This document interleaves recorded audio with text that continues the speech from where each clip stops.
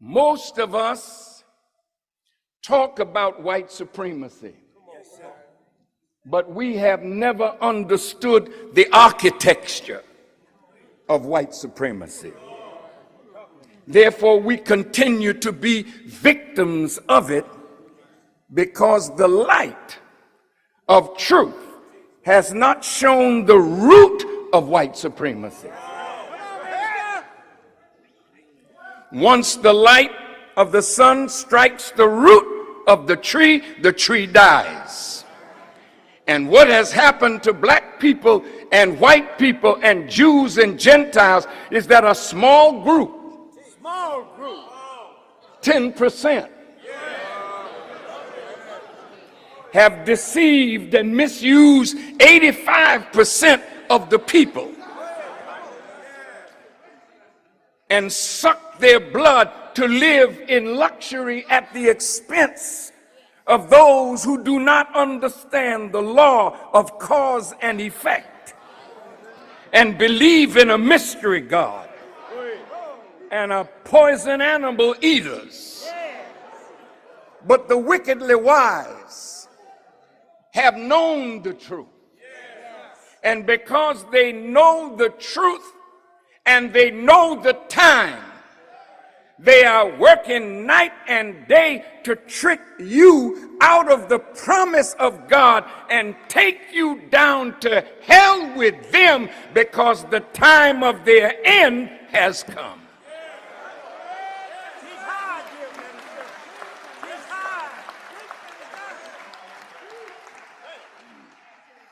The architecture of white supremacy has never been brought to the table to be discussed.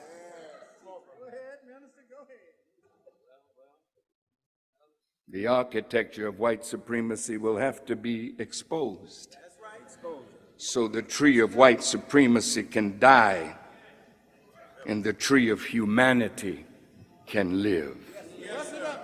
Who are the draftsmen and the architects of such an idea that has dominated our planet for the last 4,000 years? Our historical research department has studied from the scholarship of Jewish historians, scholars, and rabbis. And we have published volume number 2 of The Secret Relationship between blacks and Jews. It goes on sale tonight, and in it you will discover the architecture and the architect. You will read things that you never knew before, things that you thought you understood. But our research team has discovered and uncovered what has been hidden in books that you would never read. But we have read it. Yes, sir. Yes, we have. Come on, Minister. And now the scholarship is available. Last night, I sent this book and another one that's printed called Negroes at Auction.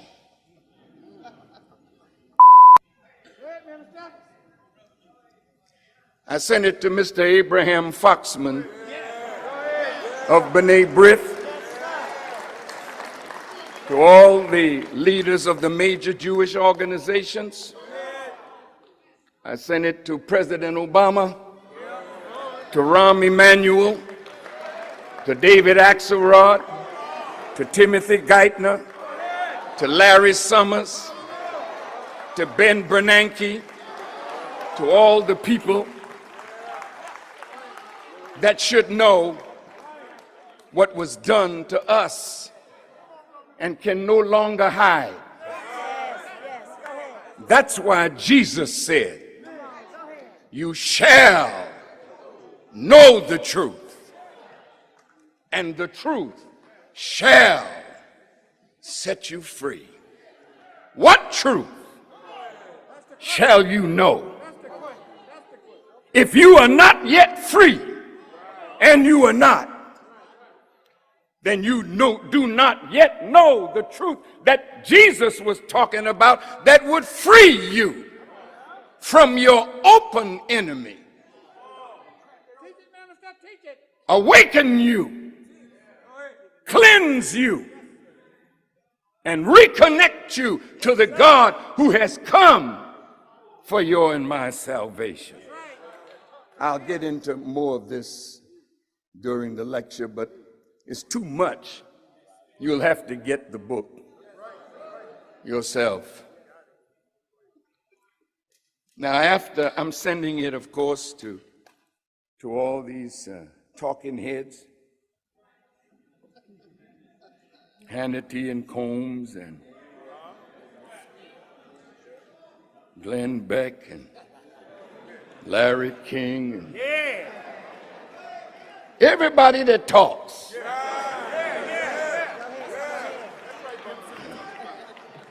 Sending it to Negroes.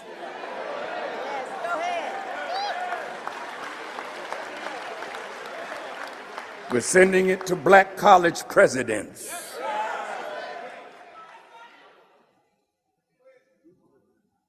And then we can talk. Don't call me to come on no radio or television show until you have read the book. And then if you can defend this, we know who you are. Yes, sir. Yes, sir. You're Satan. And I'm exposing you. Because there is no hiding place today. The truth will be made so plain that even a fool will not find place to error. This is the day. This is the time. And I am the man to bring it about.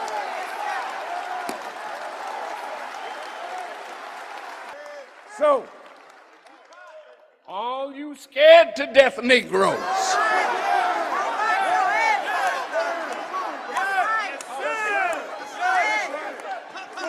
just sit down. Don't you come out to defend our enemy. You sit down and you shut up and tell your master to come on out and deal with this.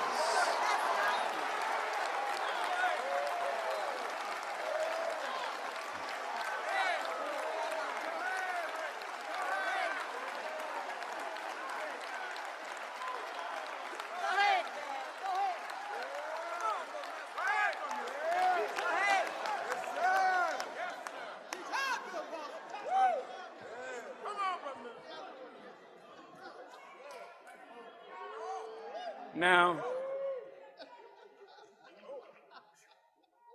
let's go for the proof.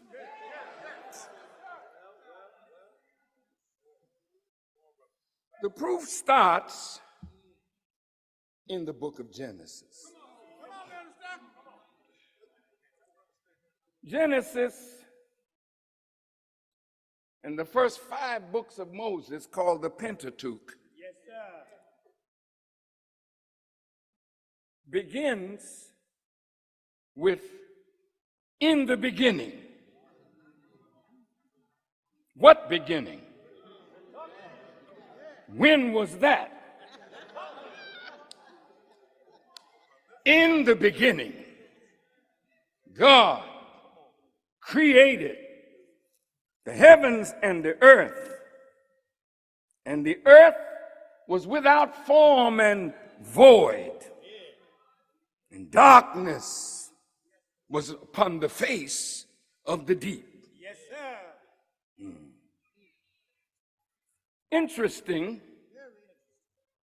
that God would reveal to Moses the beginning.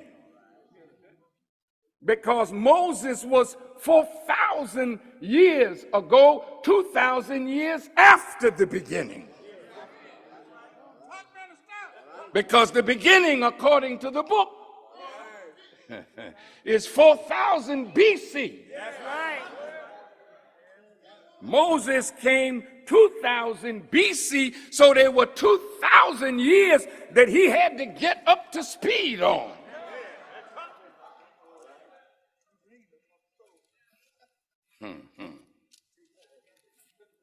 I thank Allah for the Honorable Elijah Muhammad.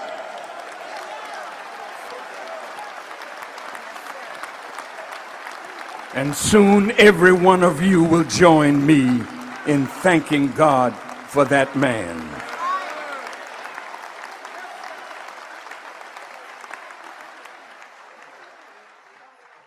It's talking about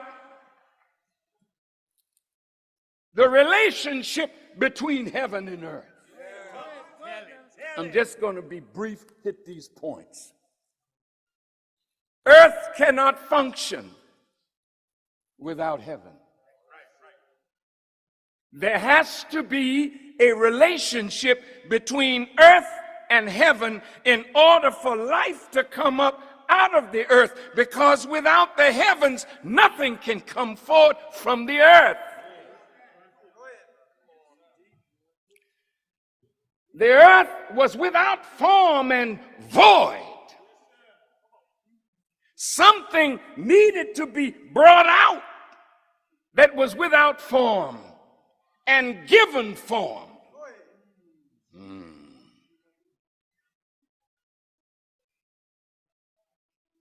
So the Bible teaches us that Adam was made from the dust of the earth.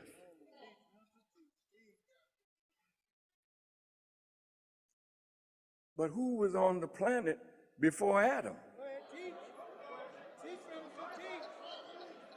Because certainly the beginning of humanity is not 6,000 years.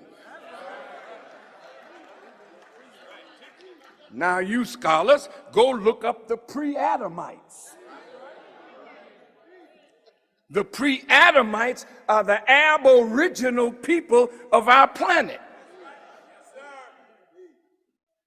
The darker people. The original people. So the birth of Adam is the beginning of a new people that were existing in another kind of form, but without form.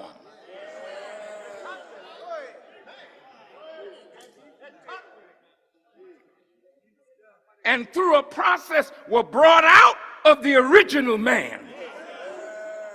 Let us make man in our image and after our likeness. They are not original man, they are mankind, a kind of a man from the original.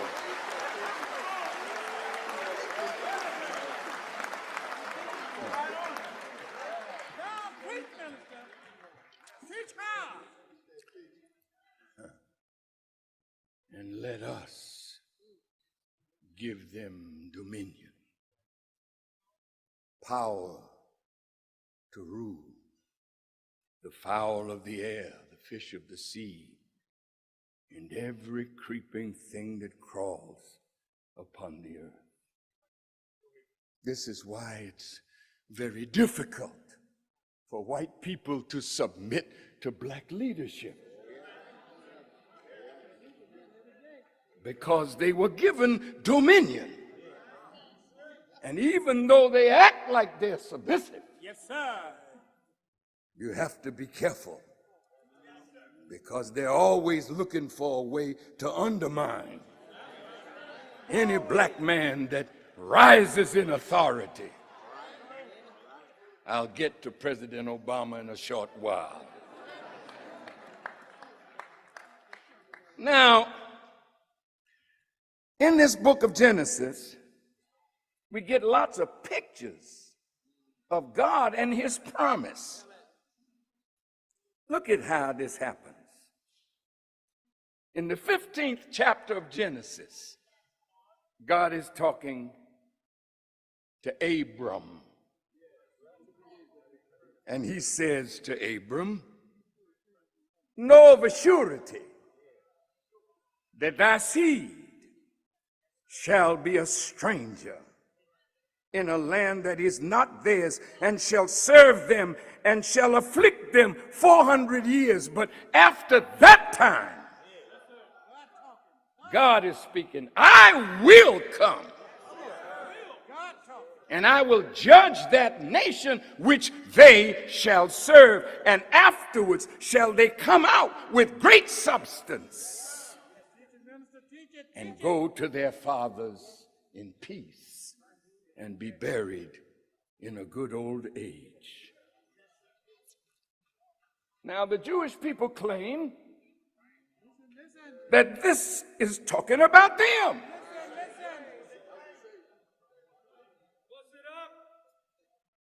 But other than the Bible, there is no historical record of anybody named Jews in bondage in Egypt for 400 years.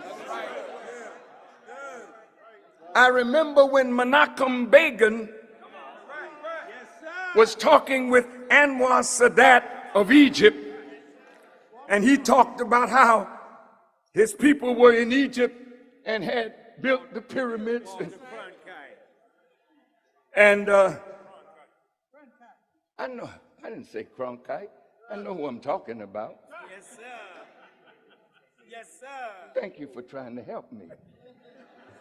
But in that instant, I didn't need it, but stay around. I might need it a little later on.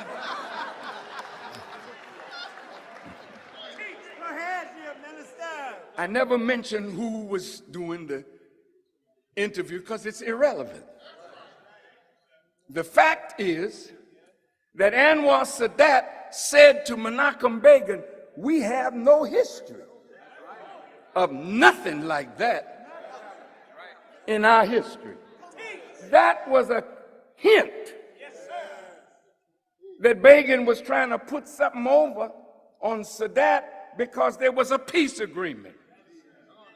And you always have to think now that when you have peaceful relations, you have to keep your eyes open for the game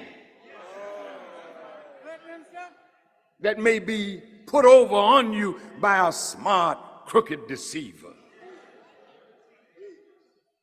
Now, there's no historical record of their suffering in bondage like that. Now, they were freed from a bondage, all right, but that was in the hills and cave sides of Europe.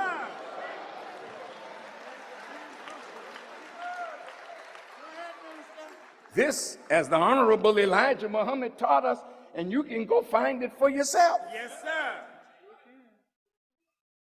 These people have no legitimate connection to that land.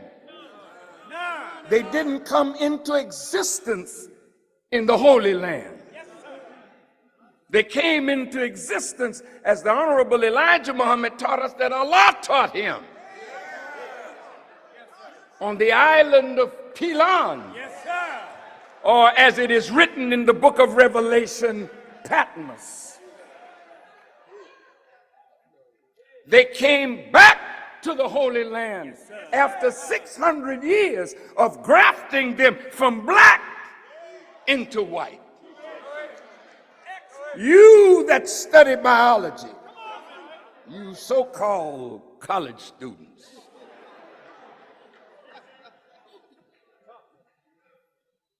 this is almost a damn robbery to make you pay for an education that you can't use.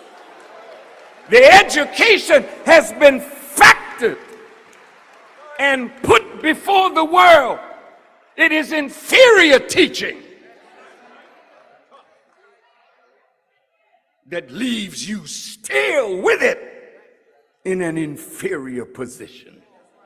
I'll prove what I'm saying in just a moment. I'm not saying that you shouldn't go to school, you shouldn't go to college. But what I am saying is, look at what you're studying.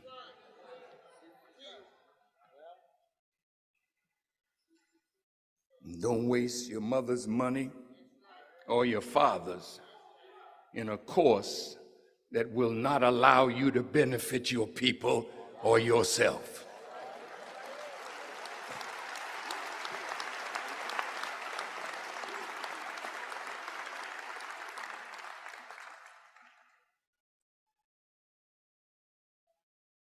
So, how did they have any connection to the Holy Land?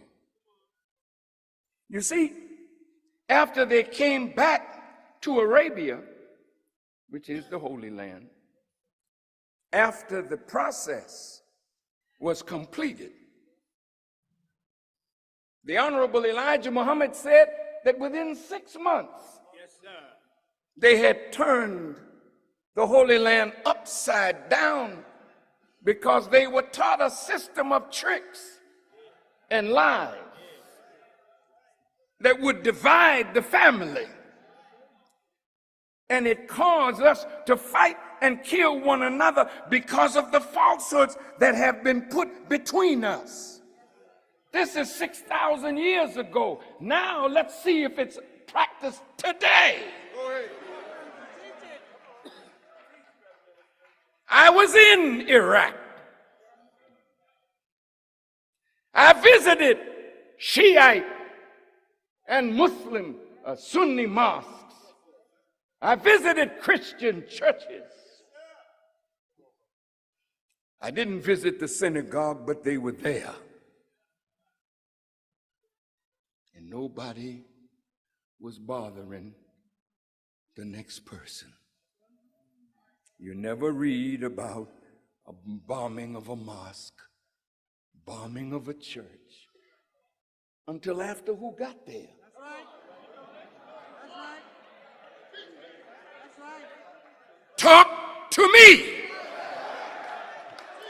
If it didn't happen under Saddam Hussein, and he was the tyrant, what happened now that there's killing between Shiite and Sunni? An enemy came in among you.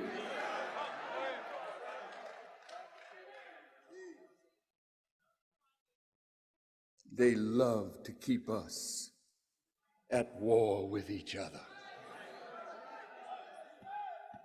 But the architecture of white supremacy is to be exposed and destroyed. Moses had a hard job to civilize the Caucasian from the hills and cave sides of Europe.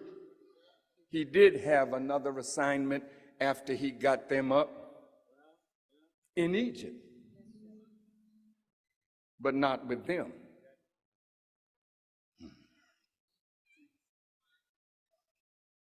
You know, our lessons teach us that we rounded up all that we could find.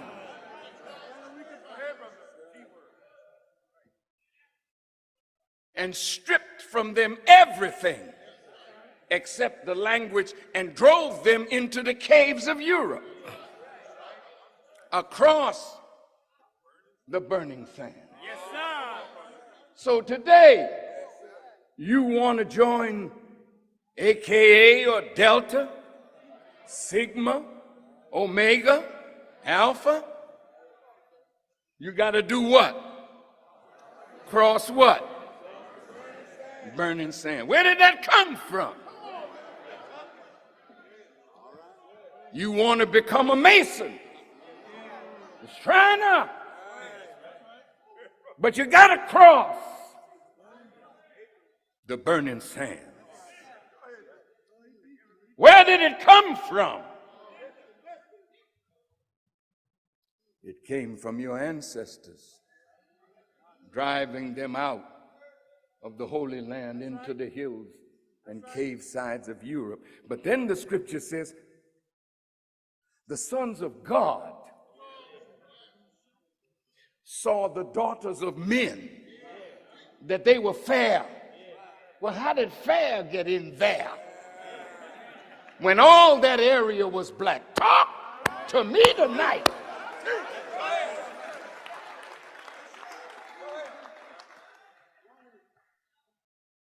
There were no white people in Palestine, in Saudi Arabia, in Iraq. All of that was black people, the original people. But race mixing began. Yes, sir. And then the blacks were moved out. That's right. That's right. When I was in Palestine, or what you call Israel today, as a guest of our Hebrew Israelite brothers in Dimona, some of their scholars took me to Jerusalem, and we went down to Jericho, and I saw a man riding on a donkey. He was very, very black.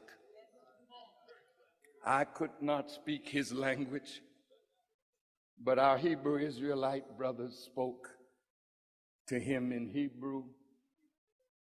And I asked the brother, ask him, how long has he been here on this land? He said, as far back as he can remember, he and his fathers and their fathers before them, they have always been on that land. Saudi Arabia, Saud, comes from the word Aswad, which means Black Arabia. How did it get white? Egypt, cradle of civilization.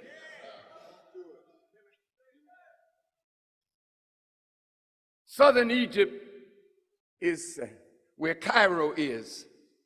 Northern Egypt is south, because it follows the Nile River, which starts in Uganda and flows north. So everything at the north end of it, see, is called, that's called Upper Egypt. Now look, all of that was black. You go to Egypt, and some of you have been there, in that majestic desert, you see the Sphinx, you see a lion's body and the head of a black man on a lion's body. Now some of them will tell you, no, we did that under slavery. Well, tell them that Farrakhan said, do it again.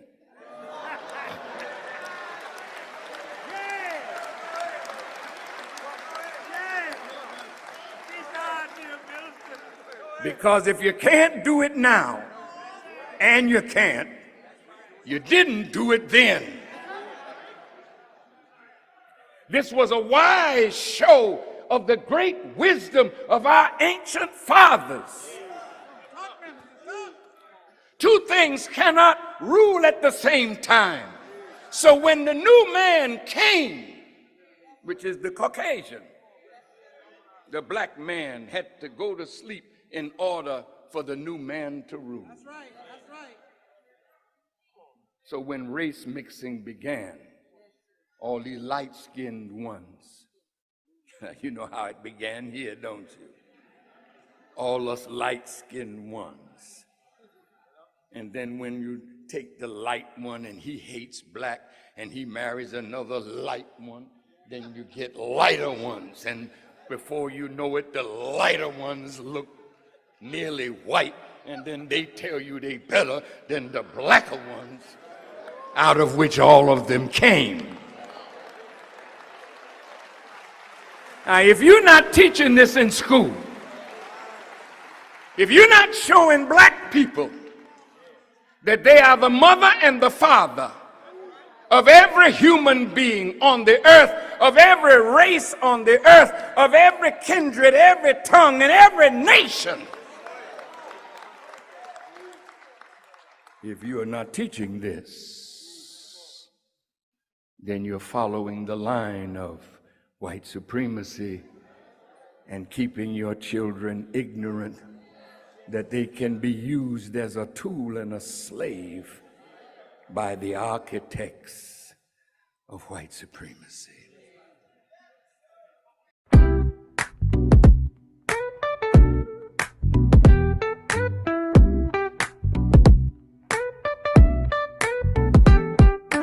Every Thursday night the vibe is set.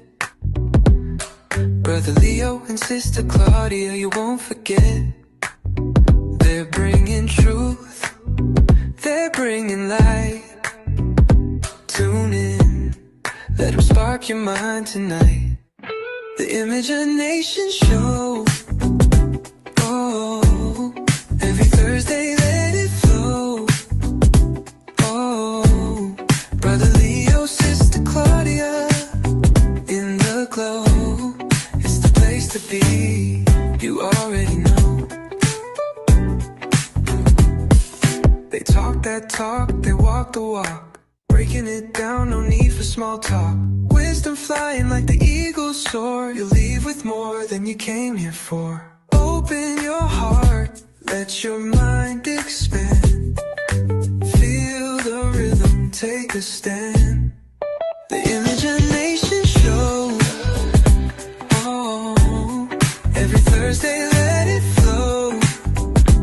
Oh, Brother Leo, Sister Claudia, in the glow. It's the place to be, you already know. Open your heart, let your mind expand. Feel the rhythm, take a stand. The Imagination Show. Oh, every Thursday let it flow. Oh, Brother Leo, Sister Claudia, in the glow. It's the place to be, you already know. Soulful voices on the air, breaking barriers everywhere. Turn it up, don't let it fade. Thursday nights are tailor-made.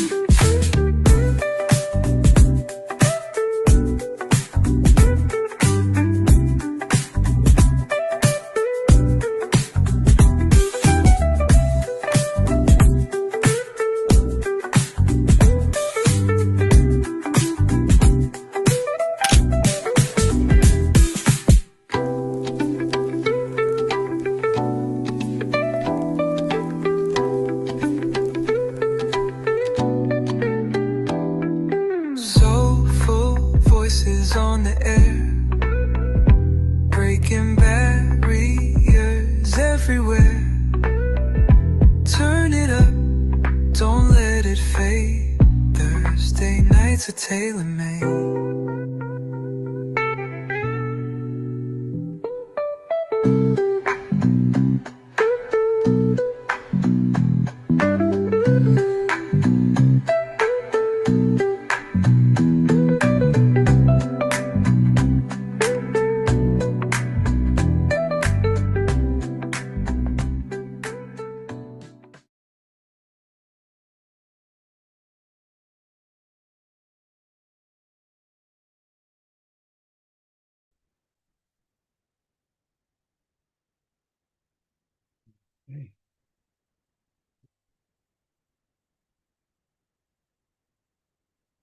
Dear family,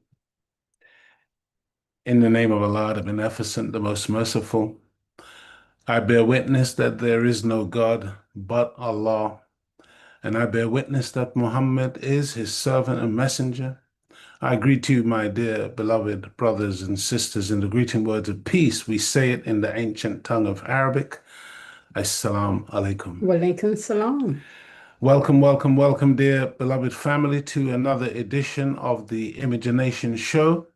My name is Brother Leo Muhammad, and sitting alongside me is my beloved wife and beautiful friend, Sister Claudia Muhammad. In the name of Allah, the Beneficent, the Most Merciful, I bear witness that there is no God but Allah, and I bear witness that Muhammad is his messenger. I greet you all in the greeting words of peace of Assalamu alaikum. Wa alaikum salam, beloved. Thank you once again for joining us for another edition of the Imagination Show. I pray to Allah that you are all safe and well.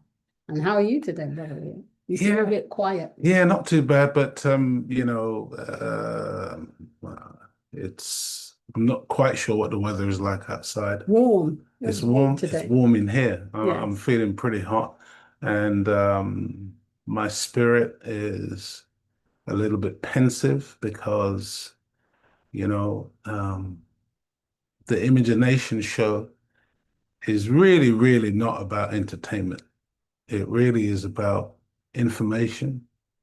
It really is about liberation. It really is about addressing those things which are not properly addressed in a world like this.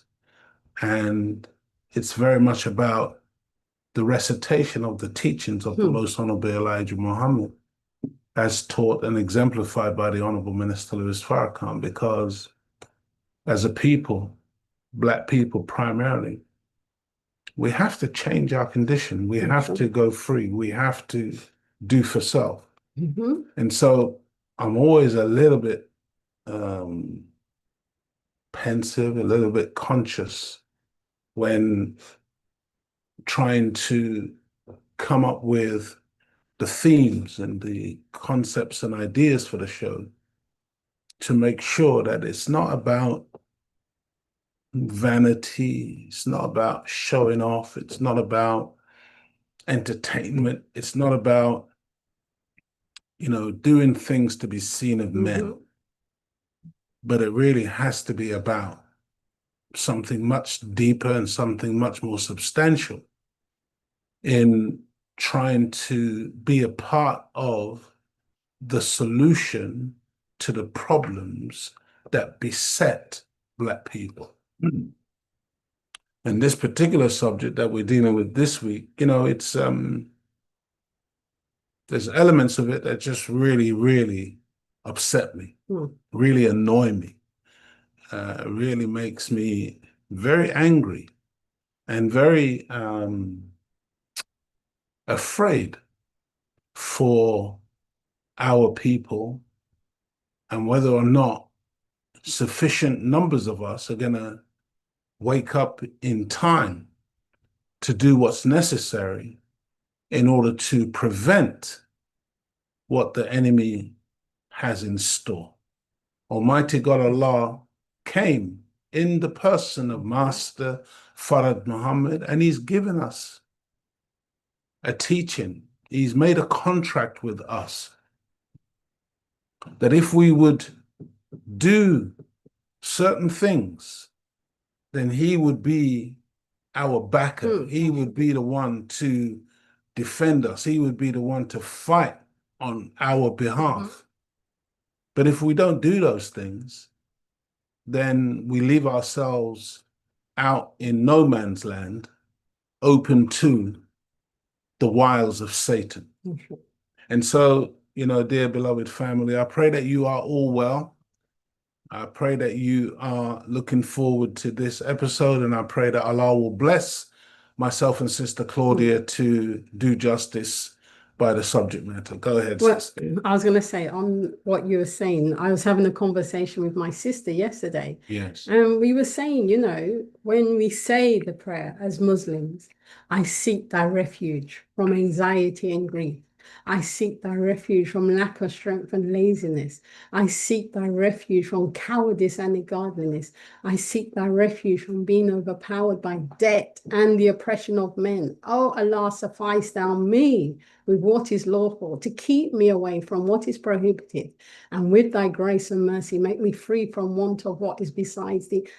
We have to repeat that all the time. Absolutely. But you have to believe it Absolutely. and know it. Yes. Refuge means to feel safe. Shelter. Yes, safe. Protection. So we're asking Allah for that. So why are we not believing that? Yes. That He has got us.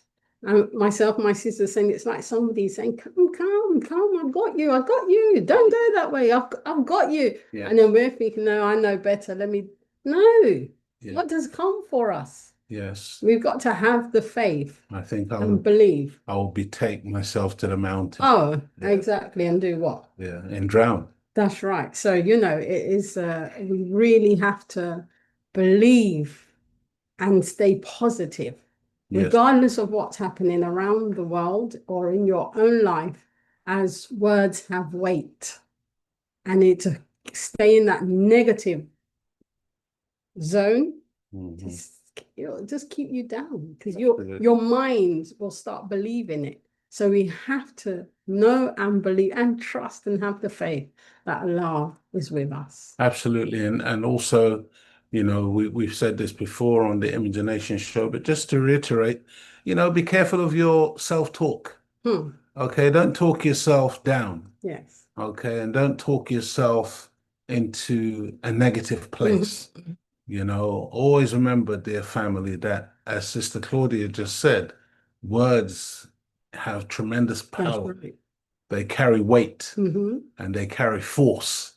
So, without further ado, I just really want to again remind you and encourage you to call a friend, a relative, a loved one. Let them know that the Imagination show is live and direct right now on Zoom and also on YouTube.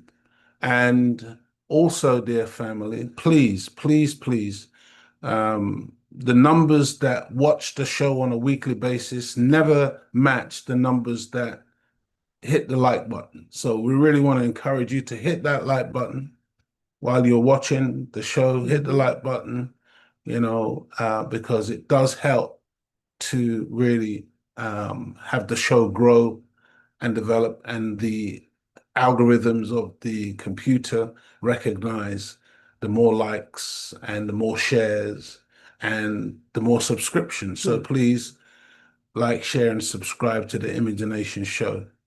Dear family, let us get into our subject matter this evening.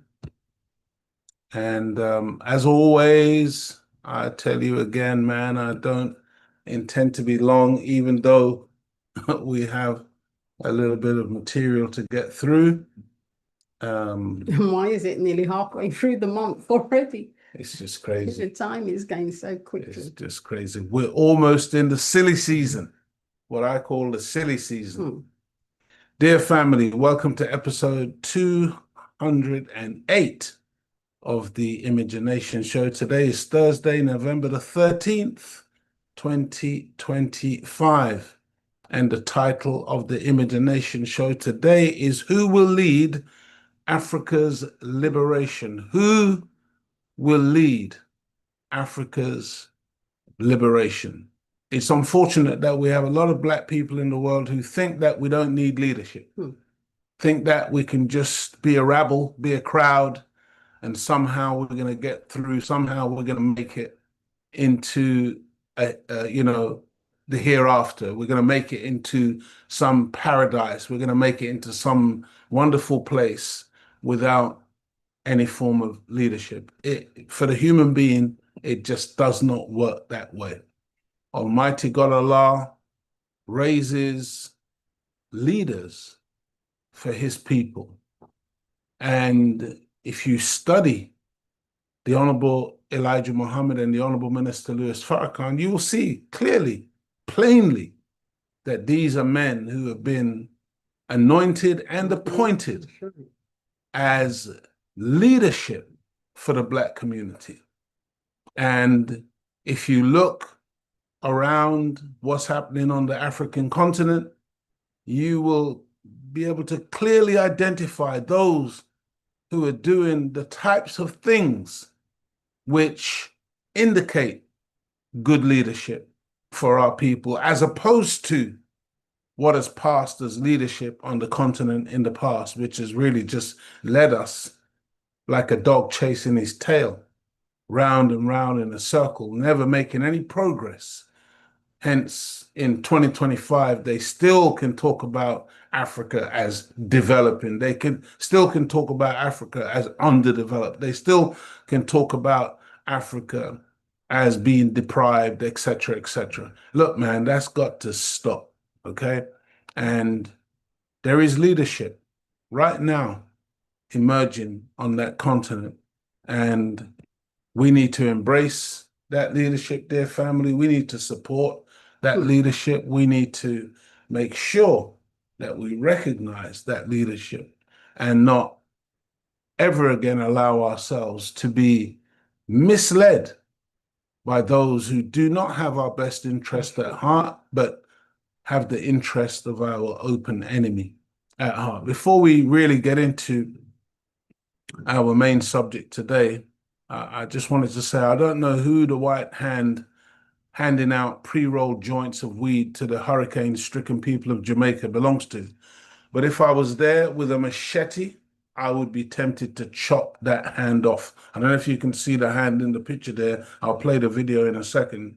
But, you know, I find this is so typical of the history of drugging our people into numbness and complacency, instead of encouraging them to have their wits about them to be able to deal effectively with the aftermath of the disaster. Jamaica has just been through a major disaster. And then you got this foolishness, and they were playing a Bob Marley tune that went with this. I'm not playing that because I'm not going to try to justify this foolishness that's going on here, where you've got some white man handing out joints, handing out spliffs, handing out blunts to black people in Jamaica after the Hurricane Melissa.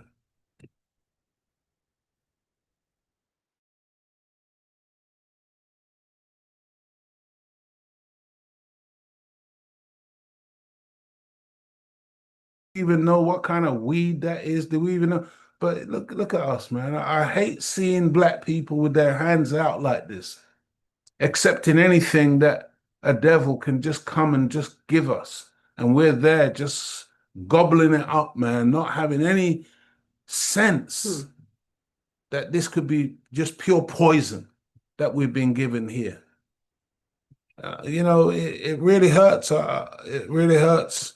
If you remember when we did the Kentucky chicken thing, you know, and we were just going crazy trying to rush the chicken shop in Jamaica. Man, we got to stop this, family. We really must. Now, even though this is an AI-generated video of this Nigerian bishop, it does remain a fact that some of what he says about the Nigerian government is true, okay? Some of what he says is true about, you know, the abuse and exploitation of the people, but calling for America to invade is beyond stupidity and ignorance. I mean, this is what some of our people in Nigeria currently are doing, family. When help knocks, don't shut the door. Beloved, I want to speak as led by the Spirit, and I know this message will cause argument, but truth must be spoken. Everywhere you turn, you hear people shouting, America wants to take over Nigeria's security. They want to steal our oil. But wait, which oil? The one the ordinary Nigerian has never benefited from? The one that has made the rich richer and the poor even poorer? If we say Americans will steal our resources, then tell me who's stealing it now? Because it's not the citizens. Our politicians have taken the people's inheritance and buried it under corruption. Yet they tell us to fear outsiders. I ask, fear who? If America comes and finally our roads are safe, if our children can sleep without gunshots in the night, if our women can travel without fear of bandits, let them come. People say they won't leave when they come. My brothers, my sisters, friends, even the ones here haven't left. They have been in power for decades and haven't left our treasury. So if foreigners come and bring order where our own have brought chaos, I say God can use anybody. The Bible says in Proverbs 11:14, where there is no guidance, the people fall, but in the multitude of counselors, there is safety. Maybe, just maybe, God is sending them to be a rod of correction. Look at Libya before Gaddafi fell. Every citizen enjoyed the wealth of the nation. Nobody was running abroad because life was comfortable. But today in Nigeria, listen to this foolish man talking about, look at Libya before. No, look at Libya after they went, after America intervened, after France intervened, after Britain intervened, after NATO intervened. I mean, you know, if you got preachers like that in Nigeria and people asking for America to come and intervene in their affairs, and then he's asking the question, what if there's no gunshots? What if they bring order? What? I mean, we're really, it's sad, family. It's sad that this is how some of us still think. people are living in droves like fire is burning their feet. Why? Because the land is not green anymore. If America comes and uses our resources to actually build hospitals, schools, and safety, instead of politicians using it to buy private jets, then let them take it. At least something. And who do you think they're buying those private jets from? Who do you think, where do you think they saved their money? Who do you think they're spending their money with or banking their money with in America, in Britain, and these places? Where do you think they've got these mansions and these apartments in the West, in Europe, and these places? We're so dumb, so dumb. Who do you think are the enablers of those Nigerian corrupt politicians? Good will come out of it. Our security budget keeps rising, yet insecurity rises higher. Who benefits? Who eats from the chaos? I tell you, peace is better than pride. What use is sovereignty when citizens can't live safely in their own land? So yes, I, Apostle Paul, say this boldly. If America... Apostle Paul, the man said, what use is sovereignty? My God. But this is the mentality of some black people, so-called learned people, family, taught and brought up in the church. That should make you think, you know, because for him to be Apostle Paul, to be a preacher, he had to get a license, and he had to get that license from Satan. He had to get that license from the white man. Wow. I, Apostle Paul, say this boldly. If America wants to help restore peace to Nigeria, let them come. Because what Nigeria needs right now is not pride, it is peace. And sometimes God sends peace through strange hands. When help knocks, don't shut the door. My people, stop shouting, they will steal our oil. Because those shouting loudest are the same ones who have been stealing it for decades. At least if the foreigners come, they will walk hand. They will build roads. They will build systems. They will protect lives. Nigeria is burning. Spoken like a real beggar. Spoken like a real chimp who doesn't understand the concept of do for self. That's right. You really think that we have to look to America That's right. to come and build roads and build hospitals and build schools? My God. Oh, Allah. Okay, family, we're going to move forward because, you know, that is just, that is scary. Thinking that there are people still in this modern era 2025 who think like that, Sister Claudia, you know, and presumably, even though, like I said, that's a AI rendering, he probably has some mega church in Nigeria and probably brings out thousands and thousands of parishioners on a weekly basis, and that's what's coming out of his mouth. Dear family, here, this light-skinned Egyptian man talks about the reality of the American threats against Nigeria, using the false pretext that Christians are suffering a genocide at the hands of Islamic fundamentalists with the complicity of the Nigerian government. He makes it abundantly clear the real reasons for America and the West wanting currently to gain a strategic, military, and economic foothold in Africa and Nigeria in particular. Let's hear what he has to say. Nigeria is under attack right now. The United States is literally threatening to invade the country. Question is why? The excuse they're using is there is a genocide of Christians in Nigeria by Muslim extremists. So you know it's absolutely not that. It's always the exact opposite of that. Meaning it's probably mostly Muslims who are being genocided by CIA and Mossad, especially funded terrorist groups. These people are not Muslims. They're about as Muslim as ISIS. The Israeli intelligence service is Muslim. Don't believe the lies. It's a massive psyop. Why? Because America wants a base in Port Harcourt in Nigeria. Because Dangote, Nigeria's richest man, has just set up an oil refinery. Nigeria's first in a long time that will actually refine Nigeria's oil for them. With the way it's been happening for the past few decades is that Nigeria will pull the oil out of the ground, send it over to America, they'll refine it and sell it back to the Nigerians at 3 times the price. That's basically economic and industrial humiliation and slavery. Now they're breaking away from that. And America's like, well, can't let them do that. Got to go in there, get our base in there, take over the whole country. And that's where all this is coming from.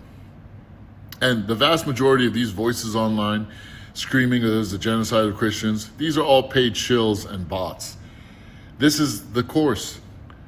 They want us to look at this instead of seeing the genocide happening in Gaza. And by the way, it's by the same people bombing Gaza, the same people funding Sudan's genocide, are the same people that want to invade Nigeria, and they ain't Christians and they ain't Muslims. Everyone knows the truth. Everyone with a brain. Anyone that is going against it is either a complete and total donkey or a paid operative, and they're not even paid that much. It's sad and pathetic. This is Nigeria's time to emerge as a superpower. We need to knock back this whole psyop in their face, show them, no, we're not going to fall for this. Stay out of our country. And guess what? They're going to give up. The United States is a fading superpower. They can't even control their own backyard. They're trying to invade Venezuela. They'll fail at that too. Kick them out of Africa. Show them they have no power in Nigeria, and guess what's going to happen? Nigeria will emerge as a superpower in the next few years, I promise you. Because if they know they have no power there, they're just going to give up. And guess what? What's happening in Burkina Faso, Mali, and Niger, that's scaring them too. They know that wave will spread unless they get their hooks into Africa's most populous nation, which is Nigeria, and Africa's biggest economy, which is also Nigeria, and the country in the world with the most potential in the world, which is also Nigeria. Yeah, I love the Nigerian people. I have particular love for you guys. I'm Egyptian, I grew up in America, and America and Egypt and Nigeria are actually all quite very similar. The dark forces out there, those Jewish bankers, have really decimated all 3 countries to make sure that the people are ignorant, don't know what's going on, and falling for psyop after psyop after psyop. But yet, America's lost, and Egypt is too close to Israel for us to really do anything. But Nigeria has a chance, and we have to take that chance. Speak out the truth strongly, especially if you're a young person. Call it to the face. There is no Christian genocide in Nigeria. It's another psyop like Bring Back Our Girls and 9/11 and all this rubbish. Are people being killed? Yeah, there are people being killed, but by whom? And who's funding them? They ain't Muslims, folks. Speak out the truth. Stand united. It's Christians and Muslims united against this evil. And Africa will emerge as a supercontinent in the next 10 years. I promise you. We are so close, and we are being tested now. Let's pass the test. I love you. I really hope you're listening, family, because, yeah, and by the way, he used the term PSYOP on a number of occasions. For those of you who don't know what he's talking about when he says PSYOP, it's short for psychological operation, where they are literally using psychology to fool the masses of the people, okay? And it's just important for us to just understand and appreciate that all of this stuff, it's just designed to fool the masses into thinking that, you know, Nigeria, like that so-called preacher was saying, needs help, needs Nigeria's it is potentially, as he said, a superpower on the African continent. And this is what they know. And what you've got to understand about the West, you know, when they attacked Iraq in 2003, Iraq was rivaling most of the Western nations in terms of technology, in terms of growth and development, in terms of modernization.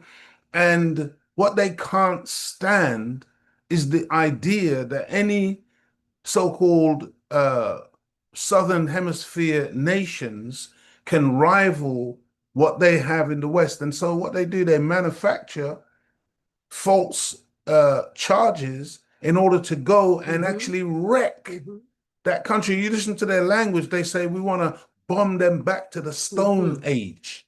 That's the language, because they want to retard, slow down, atrophy the development of these nations in order that they can claim to be the most modern, the most up-to-date, the most technologically advanced. This is wickedness. They can't stand competition. They can't stand to see other people using their own resources, by the way, not like borrowing or stealing anything from anywhere else. Grow and develop and become, you know, what God intended for every nation, as he intends for every individual to fulfill their potential. No, family.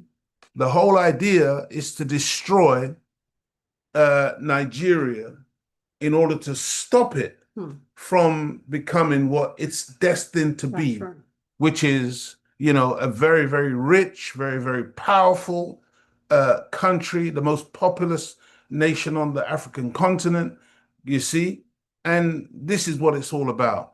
And what they're doing is just diabolical. And they do it all the time, over and over and over again. It's the same playbook that they trot out in order to destroy other people's countries, for them to be able to point the finger at themselves to say, look at us, look how great we are, look how wonderful we are. And those poor people over there, look how they're underdeveloped and look how backward they are, when they're the ones who are undermining the growth and development of these nations, either through stealth, okay, and or when that fails, outright aggression, bombing, and making war on those nations. Did you have something, Sister? Yeah, I was just going to read, just to add what you're saying from Message to the Black Man by the Honorable Elijah Muhammad. So, the chapter is Help Self Before Helping Others. Many of my people, the so-called Negroes, say we should help the nations of Africa, which are awakening. This has been said as if we owned America. We are so foolish. What part of America do you have that you can offer towards helping Africa? Who is independent, the nations of Africa or we? The best act would be to request the independent governments of Africa and Asia to help us. We are the ones who need help. We have little or nothing to offer as help to others.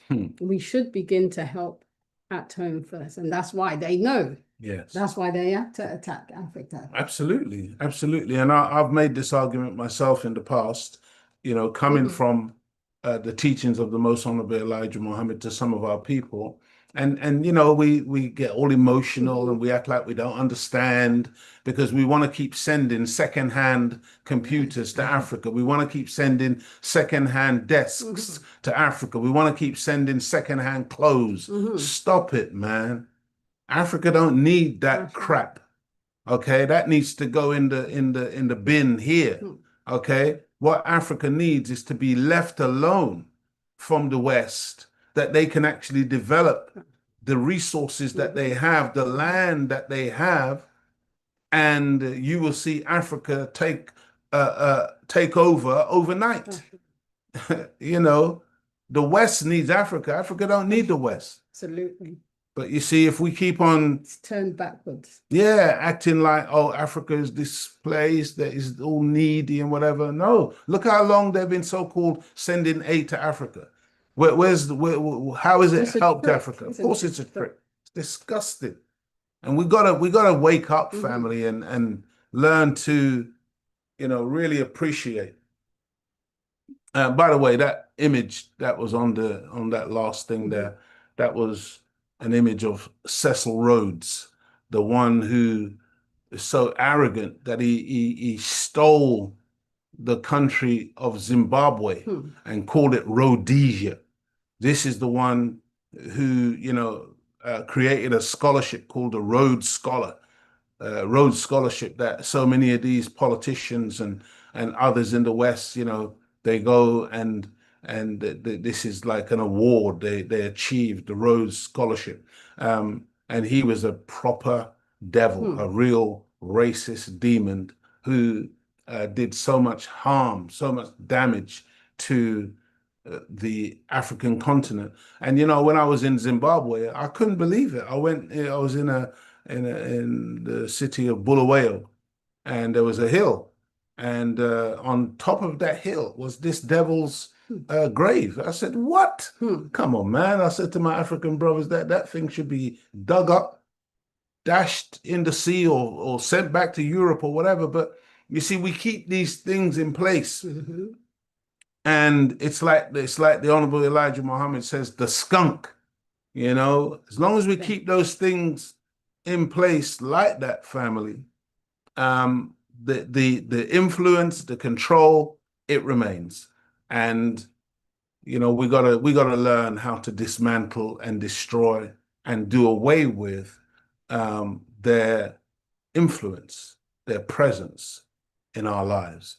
Dear family, the populations of North Africa, of North African countries like Morocco, Algeria, Tunisia, Libya, and Egypt are nowadays predominantly composed of people of Arab and Berber descent, who, having been touched by the poisonous sting and indoctrination of white supremacy and black inferiority, are often found classifying themselves as white, or at least reveling in being so-called light-skinned. This racist mentality and ideology has been culturally inserted into the pure religion of Islam. I'm going to say that again, into the pure religion of Islam, like what white Christians have done with the Bible and what they call Christianity. I really want us to understand how demonic people use religion, you see, to further their wicked and nefarious aims and objectives. It's not the religion, okay? It's not the gospel. It's not that which was taught by Jesus. There's nothing wrong with that. That's all right and proper and pure and good, okay? It's not what Prophet Muhammad, peace be upon him, had revealed to him in the Holy Quran. It's not the book. It's not the teachings. It's not the religion per se. It's what culturally corrupt and evil people bring, and then take the religion and put it on top of their filthy behavior and practices. And then people now start thinking, oh, it's the religion. It's got nothing to do with the religion. With that, Go ahead, our sister. Savior has arrived. The Honorable Elijah Muhammad says, the Christian church, they are diehards in the Christian church. Slowly but surely, the Spirit of Allah is making manifest to the black man that the church and its religion called Christianity is the chain that binds the black man in mental slavery, seeking salvation where there is none. Absolutely. Dear family, this devil came to us in Africa in the name of Jesus. Absolutely. But do we really think that this man is following Jesus? By the way, bearing in mind that Jesus is a black man. I didn't say a light-skinned man. I said a black man. See? But they have to come in the holy and righteous name of a righteous man of God. They have to come in disguise. See, this is how it works. And so I just, I put an image of the Quran and the Bible propping each other up, because both books, they complement one another when you know how to read them, when you understand how to really delve into the Word of God and the goodness that's contained, the guidance, the purity, the beauty, the strength, the inspiration that's contained within the pages of the books. But then if you follow the slave codes and the slave Bible and the interpretation of this Caucasian, this white man, then of course, you're going to start reading things like, man slaps you in one cheek, turn the other cheek. Man steals your coat, give him your trousers. I mean, it's sick. It's just sickness. None of it makes any sense, because that's not what the scripture said, but that's the manipulation by an enemy to make us to be subservient to a wicked, wicked master. I hope you are following, dear family, because, a lot of us have been really poisoned. A lot of us have been severely poisoned by Satan and his machinations, especially when it comes to Islam. And some of you wonder when you see Leo and Claudia Muhammad, oh, how comes you lot are Muslims and the Muslims have done so much terrible things against black people? That's because we're not them kind of Muslims, you see, because anybody can claim to be a Muslim, but what you claim and what you are, what you claim and what you do are two completely different things. I just hope that we understand that, family. Now, look at this image, man. Black man kneeling down and praying to a false image of Jesus. I mean, do we even begin to appreciate just how powerful that is, and what that means if we're still doing that, if we sincerely believe that's what the Son of God looks like, if that's what we believe Christ looks like, if that's what we believe, if that's what we're expecting, because that could be the man that you drove past this morning in the car. That could be the man who came to do your washing machine the other day to repair it. That could be the man who has got a prison uniform on, is locking you up tonight. That could be the policeman who shot your cousin 2 years ago. I mean, what I'm saying is that, if you're not careful, what's happening is that you are being lulled into a position where you fall in love with an enemy who looks like that because you think that's what Jesus looks like. See, and that it's another psyop. It's a psychological operation that's been played for hundreds of years on black people, and many, many millions of us have fallen for it, and we got that picture on the wall. I mean, that's some scary stuff. That's right. Dear family, the Willie Lynch program of action is alive and well all over the African continent, the Caribbean, and in European countries, producing self-hatred and unnatural love for our open enemies. This is real. And so at this time, we're going to go into our little musical interlude. Please listen carefully to the bag of tricks and lies that still govern many of our lives. Please listen carefully, family. Let's look at a speech delivered by a white slaveholder, Willie Lynch. Willie Lynch.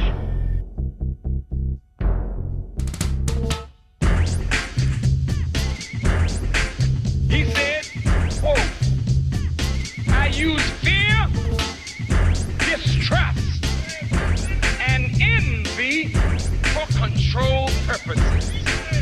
I have outlined a number of differences among the slaves, and I take these differences and I make them bigger. After receiving this indoctrination, shall carry it on and will become self-refueling and self-generating for hundreds of years, maybe thousands of years.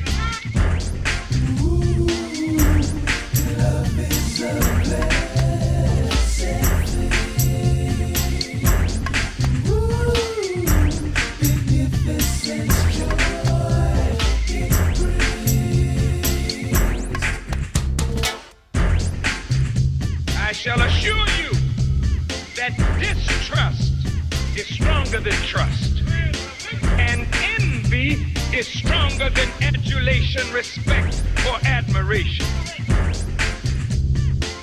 You must use the dark-skinned slave against the light-skinned slave. You must use the female against the male, and you must use the male against the female. Love is a blessed thing. Magnificence, joy it brings.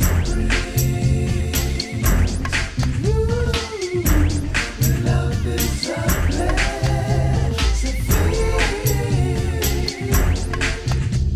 thing. Magnificence, joy and love it brings.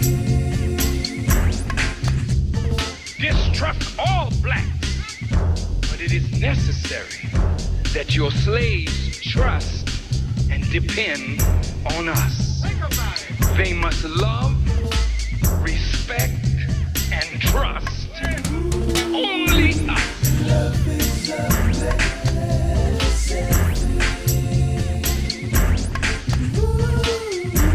Magnificence, joy it brings. These keys are your keys to control. Use them. Never miss an opportunity. And if used intensely for 1 year, the slaves themselves will remain perpetually distrustful. Thank you, gentlemen.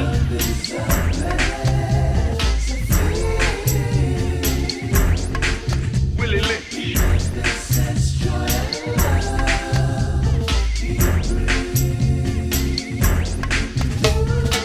Therefore, because of fear, envy, and distrust of one another, many of us as leaders, teachers, educators, pastors, and persons are still under the control mechanism of our former slave masters and their children.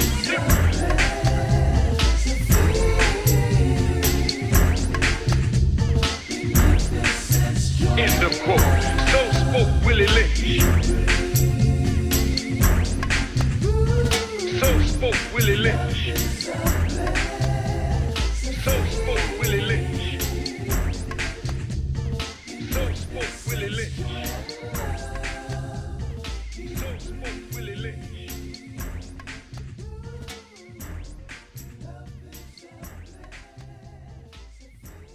Hope you enjoyed that, family.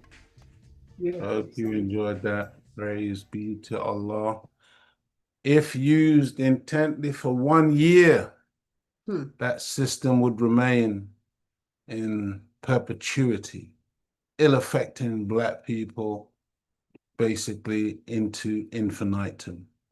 This is the psychological warfare that you and I have faced ever since the devil came and took us into servitude, slavery. Dear family, the Arab against Africa narrative is very much a part of white Western divide and rule strategy and designed to detract from the evils perpetrated by Europeans against both Arabs and Africans and other indigenous peoples in support of the false idea that all of humanity, regardless of color, are inherently the same, with racist tendencies as a part of their nature. This is the this is the narrative, the false narrative that's pushed, you know, that there is this war between the Arabs and the blacks, and basically, you know, we're all the same and we're all racist, and the Arabs did as much evil against us as the white man did. So, you know, why are we looking over here, look over there? And yeah, there's no question, dear family, that some of these Arabs have got a lot to answer for, historically and presently. We're going to go into that this evening. But make no mistake about it, we got to understand how the white man is determined to use that aspect of history, even though he was in cahoots with the Arabs whilst they were doing what they were doing to us, and still in cahoots today with certain Arabs whilst they do what they do to us as original people, as Black Africans. Still understand, brothers and sisters, that we don't just take wholesale anything that these demonic people have to say. This says African History, unveiling the lies about Africa and its people. Until the lions have their own historians, the tales of the hunt will always glorify the hunter. Africa is facing 1,400 years of Arab-Muslim imperialism. After the West, the Arab world, is the second force that seeks to rule the Black world. As long as the Arabs living in North Africa feel more attached to their racial brethren in the Middle East than to the rest of Black Africa, we will have the duty and the right to defend ourselves against their racist attitude. These were the words of the master teacher, Cheikh Anta Diop, in his book, Alerte sous les tropiques. We will begin by laying down the bare truth regarding these so-called North African countries. Take a look at this map. The Arab League is an international organization that unites countries identifying themselves as Arab. It was founded by Gamal Abdel Nasser, the former president of Egypt, and a prominent advocate of Pan-Arabism. The headquarters of the Arab League are located in Egypt, a country with a rich history that holds significant relevance to many Black African nations. The Arab League's influence extends beyond North Africa, reaching into other parts of the continent. In West Africa, Mauritania is a member, while in East Africa, Somalia and Djibouti are part of the League. And I do hope you were listening, dear family, to the Honourable Minister Louis Farrakhan when he was speaking earlier.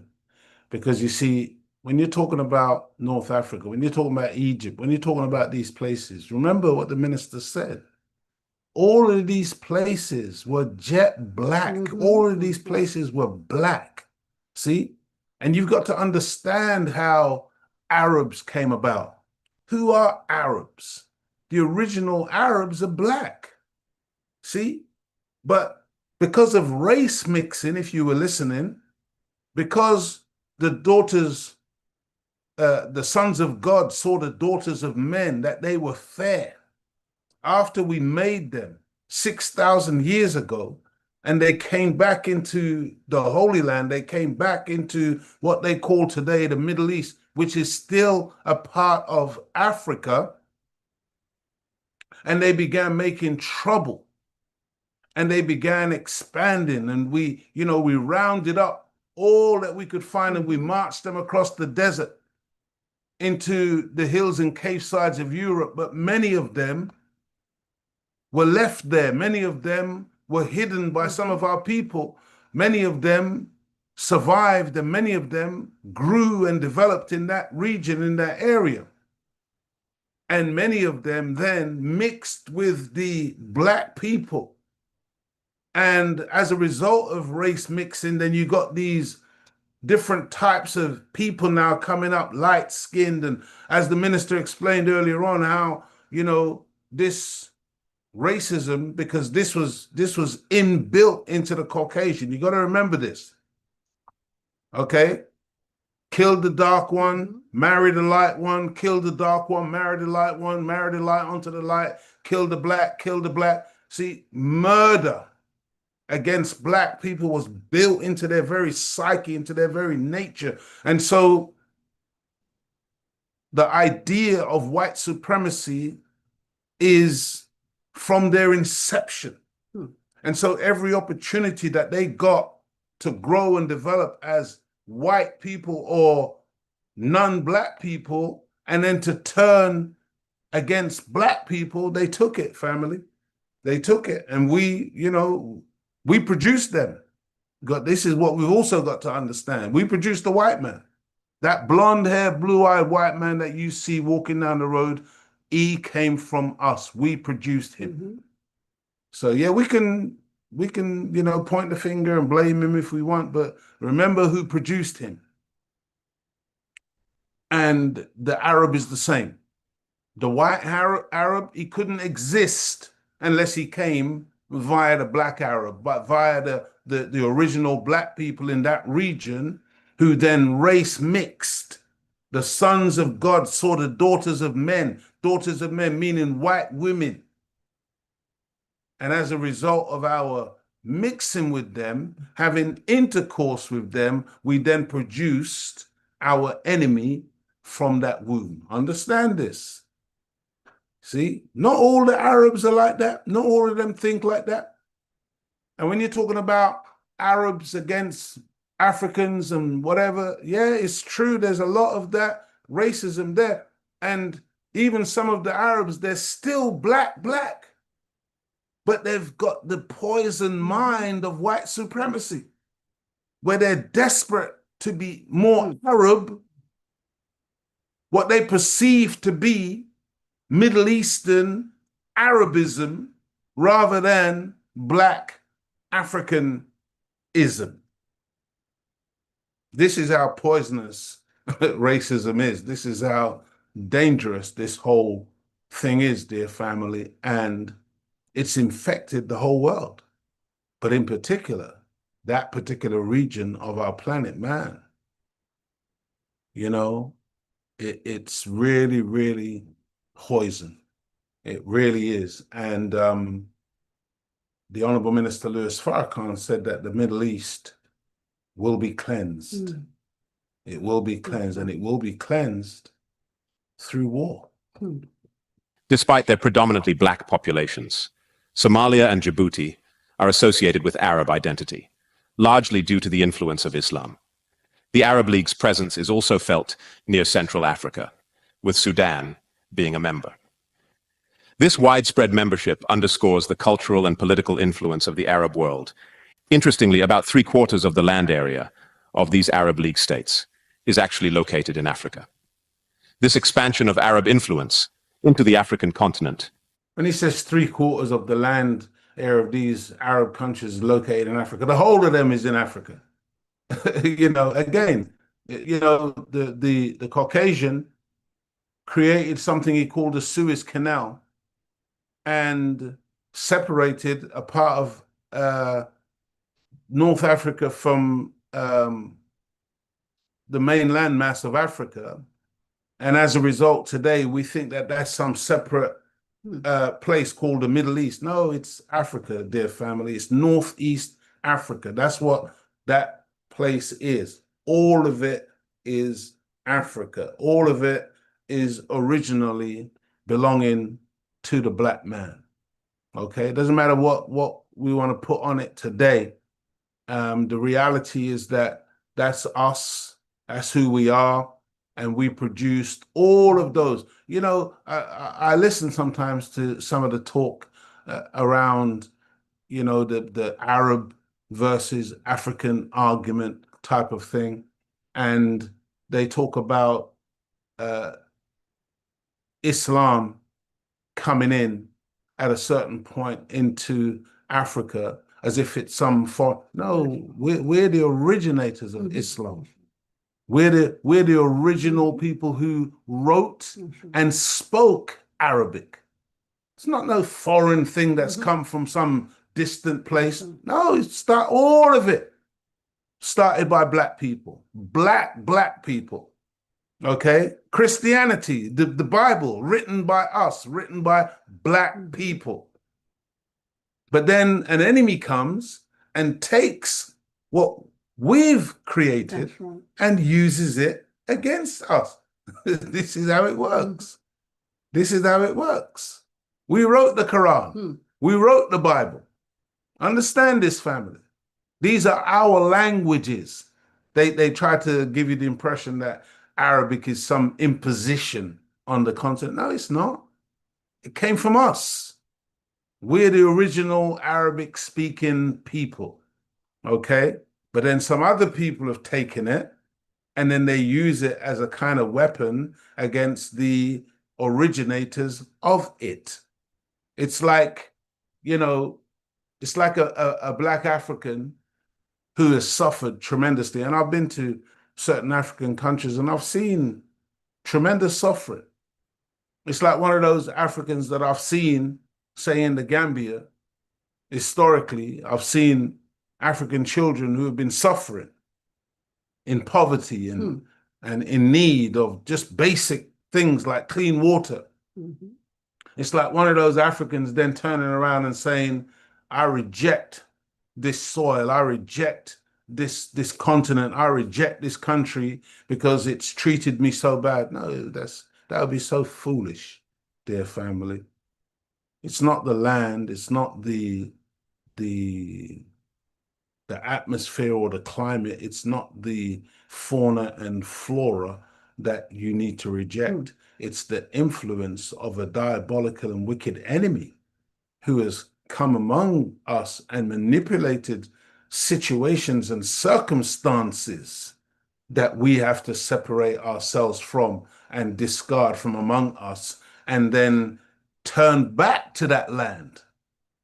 And because everything we need is in that land, and utilize that land. But what some advocates want us to do is to throw away the baby with the dirty bathwater, when in reality, you got to throw away the dirty bathwater, but keep the baby. That's right. See? But some of us are so angry and so dense in our misappraisal of the reality of what's going on that we don't do nuance. We don't know how to really discern the delicate balance between gray and black and white. I mean, this is, you just got to understand that it's not some simplistic 1, 2, 3, 4, 5 type of situation.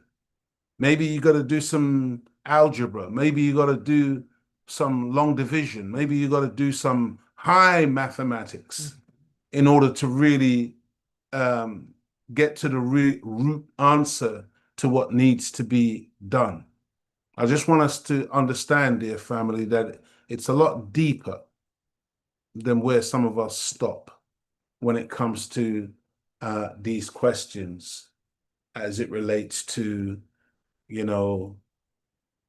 Arabs and Africans and religion, etc. Dear family, a significant part of the problem that we have today in learning the truth is that the truth has been deliberately mixed up with falsehood, making it extremely difficult to determine what is fact and what is fiction. For example, when we look at this video that we're about to show, where the narrator in the video is talking about the ancient Berbers of North Africa, but the images on the screen continue to show light-skinned Arab-looking people instead of the jet black people that they were. Let me show you what I'm talking about. Have you ever wondered why North Africa was once home to the legendary Berber civilization and is now commonly considered part of the Arab world? How did this transformation occur? How did one of the oldest indigenous cultures blend with the influence of Arabs? The story of the Berbers, or Amazigh as they call themselves, is a profound story of resilience, adaptation, and iconic cultural transformation that has influenced the identity of North Africa for over a millennium. This transformation is a fascinating and often untold story of how North Africa's Berbers became Arabized, from their rich history as the indigenous people of the region to their So he's saying that these people became Arabized. See, why are you showing this picture? You're showing a picture of Arabized people. But the people you're talking about were black people, jet black people, African people, original people. But you're showing images of Arabs as if that's what those ancient original people look like. No, they didn't. That's right. See, those people, the original people, they were moved out, bred out, what you call displaced, ethnically cleansed from the land, which is why today you have so many so-called white Arabs now occupying those regions, dear family.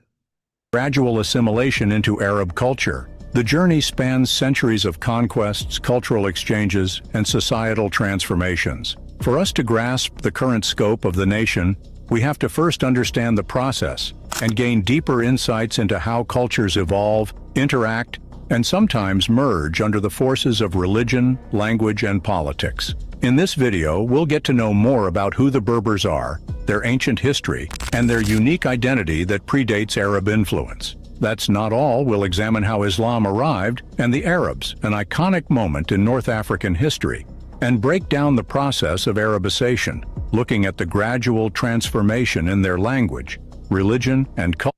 I hope you're listening to what's being said there. He's talking about Arabization. You know, many of the Arabs, they're not very happy with us in the Nation of Islam. Why? Because we refuse to be Arabized. That's right. We refuse Arabization. We refuse to dress like Arabs. That's right. We refuse to act like Arabs. We refuse to pretend to be Arabs because we're not Arabs. We are the original Arabs, but we are not that today. But we are and we remain and we were and we remain the original man and woman of the planet Earth. See? And Islam is not for us a religion that we have adopted. Islam is our very nature. Islam is what came with our very being in the beginning. Islam is the way of the universal order. I mean, man, they keep talking about Islam that came in the 7th century. Yeah, that's when Prophet Muhammad, peace be upon him, received revelation. This is a desert Arab man, beautiful man, but a desert Arab man who received revelation at that time and in that place in the Arabian Peninsula. And the Arabs, who were now at that time steeped in ignorance, steeped in idolatry, steeped in worshiping stones and all kinds of craziness. This is after all the race mixing. You got all of these Arabs down there. They're just crazy people doing all kinds of stuff. And then one of them, this beautiful man, Muhammad, receives the revelation. Then he begins to teach them Islam. But again, some of us forget that the story of Bilal, the first caller to the Adhan, the one who called the prayer for the first time, Allahu Akbar, was a black Ethiopian who heard about this man in the Arabian Peninsula teaching this religion called Islam.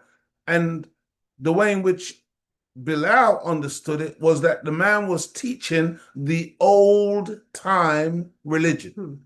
In other words, Bilal knew the religion before. It was our way of life. Right. It wasn't new to the black man. And so with Islam, Muhammad was able to civilize and reform and cultivate Arabs, desert Arabs, who were, doing all kinds of crazy stuff, like I said, and they just were not a very civilized people, okay? But then these same uncivilized people, now having this Islam, would then come into other parts of Black Africa with arrogance, some of them, to now try to force, because some of them thought that, even though the Holy Quran is very clear that there is to be no compulsion in religion, yet they came to try to force their Arabized version of Islam onto original people, onto indigenous people, onto the original man and the original woman. See, this is where we've got a problem, man. And this is the danger with a demon embracing religion for his own purposes, not for the propagation of the truth of the revealed word and the beauty of the revealed word, but to use it for benefit or for profit or for some other nefarious purpose. I hope you're following what we're saying. Let's just listen to a little bit more of this. Culture. The identity of the Berbers is one of resilience that has significantly implicated and transformed its history, and predominantly created an enduring legacy in the rich tapestry of North Africa's history and the Arabized world. First of all, who are the Berbers? Imagine a group of people whose history can be traced back thousands of years. Yeah, not these people, okay? Black people were the original Berbers.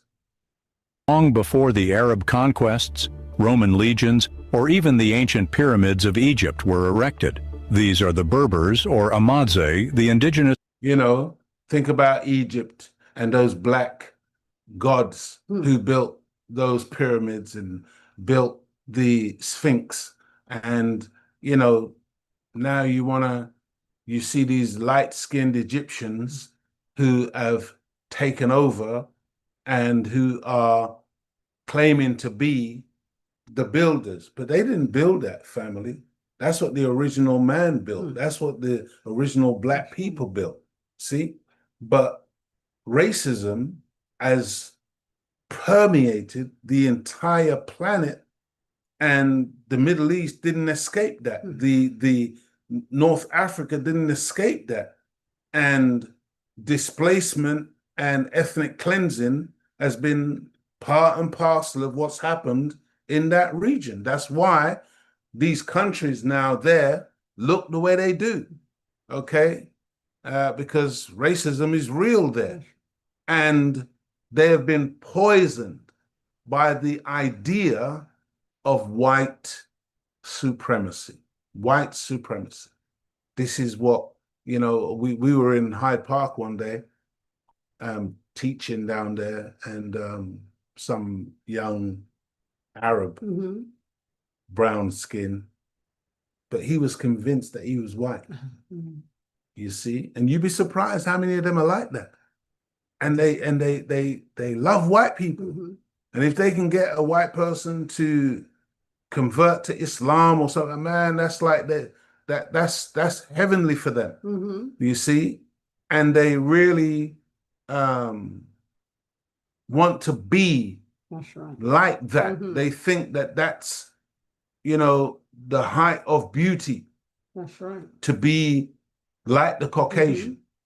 And they like some Chinese, they like some Asians, Indians, they like other people, they like even some Black people have been stung by this racist idea and concept of Black inferiority and white supremacy. And so I've said it before, I say it again, you got Black people blacker than me that are white supremacists. Understand this, because they suffer from self-hatred and they love white people, and they just want to be accepted. And somehow they think if they hate themselves and their people enough, the white people will eventually embrace them and take them to some mythical heaven with them. Understand this. We got one like that here, is the leader of the Conservative Party, Kemi Badenoch.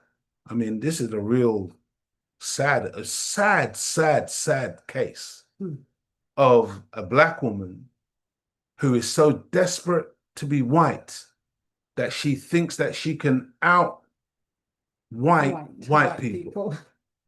Honestly, it's embarrassing. And when she talks, sometimes you can see white people are embarrassed because Didn't say nigger, please. yeah, nigger, please. So, my goodness me, family. That's not like you, sister. No, but Claudia. that, you know who says that? Who says that? That the brother. Which one? Remember that's what Yeah, yes, yes. But I've heard the Honourable Minister. Yeah, So yeah, and Brother Ishmael, they said it on Sunday. Yeah. nigga, please. Dear family, Keir Starmer, which is this is the Prime Minister of Britain, Prime Minister of England, the Prime Minister of the United Kingdom. Keir Starmer and Donald Trump are not Christians. Okay? Benjamin Netanyahu and the murderers in the IDF are not Jews, and many in the leadership of so-called Islamic countries who have stood by and done nothing while fellow Muslims suffer are not Muslims. At least none of them are what they claim to be according to the laws and statutes of Almighty God Allah. Again, people can claim to be anything, and they often do, but it doesn't mean that what they claim is what they are. See? They say they are Jews, but they are not Jews. I'm quoting scripture here. They are of the synagogue of Satan. But imagine the synagogue of Satan claiming to be a Jew. In other words, one who has a holy covenant with God. No, you don't. You got a covenant with Satan, but you're masquerading and pretending. And Jews do it. So-called Muslims do it, and so-called Christians do it. But the teachings of Islam, the teachings of Christianity, I'm talking about the true teachings of Jesus, the teachings is right and correct, and is beautiful, and there's congruency between all of the three monotheistic faith traditions. There's agreement there. But where the disagreement comes is when we take the interpretation from Satan. Over the years, global focus and discourse on slavery has concentrated on the transatlantic trade that featured American and European merchants. The British, Portuguese, Dutch, French, Spaniards, and Danes of Denmark were involved in the oceanic trade in African men, women, and children, which lasted from the mid-16th century until the 1860s. At this time, more than 15 million Africans were enslaved and transported to the Americas. Only 10 to 12 million would make it through the sea to face a life of harsh labor. And by the way, you know, you listen to the figures. It's talking about 15 million Africans in family. A conservative estimate is that over 100 million Africans lost their lives in the Middle Passage alone. That's not counting those who then made it to the so-called New World, the Americas, the Caribbean, here in Europe, and then were enslaved for hundreds of years. That's not counting all of the casualties that then emanated from that reality. Just in the Middle Passage alone, over 100 million. But you see when they give these figures, 15 million, 12 million, all this, every single time they downplay the reality of the severity of what was done to Black people during those 400 years of destruction. I mean, we can't even begin to imagine just how bad it is and was, and why today the legacy of it still ill affects hundreds of millions of human beings in the Western Hemisphere where we find ourselves. This is some serious, serious business, family. Discrimination and abuse. While the transatlantic slave trade is well known, taught in school, another form of slavery that was just as devastating has been kept secret. This other trade remains largely ignored, and at times has even been treated as a taboo subject, despite being a key component of African history owing to the devastating impact it has had on the continent, its generations, and its people's way of life. In this video, we are going to talk about the Arab-Muslim slave trade. We will take a look at the trans-Saharan slave trade. So all I wanted to do is just stop it there to say, we're not going to take a look at the Arab-Muslim slave trade. We're going to take a look at the Arab slave trade. Stop putting Muslim in there. This is the problem, dear family. And many of our people fall for this. That's See? why they won't come to Islam. Yeah. Thinking that Islam or being a Muslim is somehow synonymous with enslaving black people. How do you make that fit? You can't be a Muslim and enslave people, regardless of their color, by the way. See, in the Nation of Islam, our philosophy is freedom, justice, and equality, regardless to creed or class or color. That's Islam. But to talk about Arab-Muslim slave trade, shut up. All a trip. Shut up. They claim to be Muslims, but they are not Muslims. That's the point. But a devil always comes disguised as an angel of light. You can't blame the religion for that. That's people who are wickedly wise using a beautiful thing to mask their filthy thing. See? I mean, you know, they did the same with Christianity.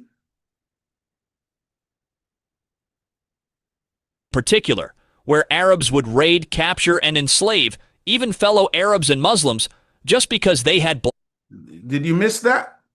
Or did you hear that? Okay, we're going to listen again. You know, just think about what he's saying here. Even fellow Arabs and Muslims just because they had black skin. So how... Over the years, global focus and discourse on slavery has... How are you enslaving even fellow Arabs and Muslims just because they got black skin? Well, because it wasn't... It's racism.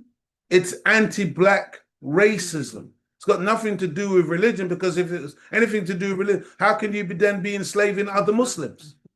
It don't make no sense. You're enslaving other Arabs, you're enslaving other Muslims just because they got black skin. That's the key. That's right. What we're looking at, dear family, in all of this, because people like to criticize the Nation of Islam. Oh, you lot talk so much about race. It's all black and white. Black, yeah, it is, because it's about black and white. It really is. That's right. You got to understand, this is the most vexed issue on our planet today. This issue of black, the original black man, and that Johnny come lately, newcomer to our planet, who was given 6 days, 6,000 years to rule, and his time is now up. And the purpose was for us to learn something about ourselves. That's why we made him. That's why Yaqub had a predetermined goal in his life to make an unalike man from the original man, that we might learn something about something that resided in us that we must eliminate from us and never allow ever again to come back into the fore. And that's what the whole drama ultimately of this life is about. And that's what will continue to unfold as we go deeper into the 21st century and we head towards the zenith, the climax, the culmination of a wicked, demonic world which is about to go out. See? Because their tricks and their lies they've just run out now. And as much as they try to repeat the modus operandi, the mode of operation that they've always used, their psychological operations, their psyops, as much as they attempt to keep these things going, they're no longer working. They can't work no more, except on the most dense of our people. See? But some of us are woken up now. And we understand because we've had good teachers, good leaders, good guides in the form of the Most Honorable Elijah Muhammad and the Honorable Minister Louis Farrakhan. And so therefore they can't put that small time stuff over on us anymore. But just think about, you know, what's been said here, dear family. Let me just play the end of this again because it was interesting. About the Arab-Muslim slave trade. We will take a look at the trans-Saharan slave trade in particular, where Arabs would raid, capture, and enslave even fellow Arabs and Muslims just because they had black skin. I hope you heard that. Okay.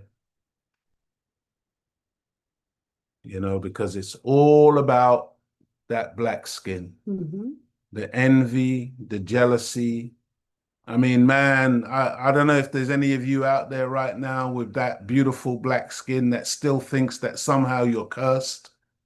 Oh, dear family, if only you knew you are so blessed to be a black man or a black woman. In the book of Genesis, chapter 25, verse 23, it says, 2 nations are in your womb. 2 peoples will come from you and be separated. 1 people will be stronger than the other, and the older will serve the younger. That's what you're witnessing on our planet today.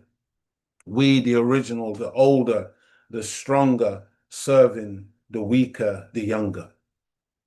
Serving our children, serving those that we made, and that time of servitude is now to end.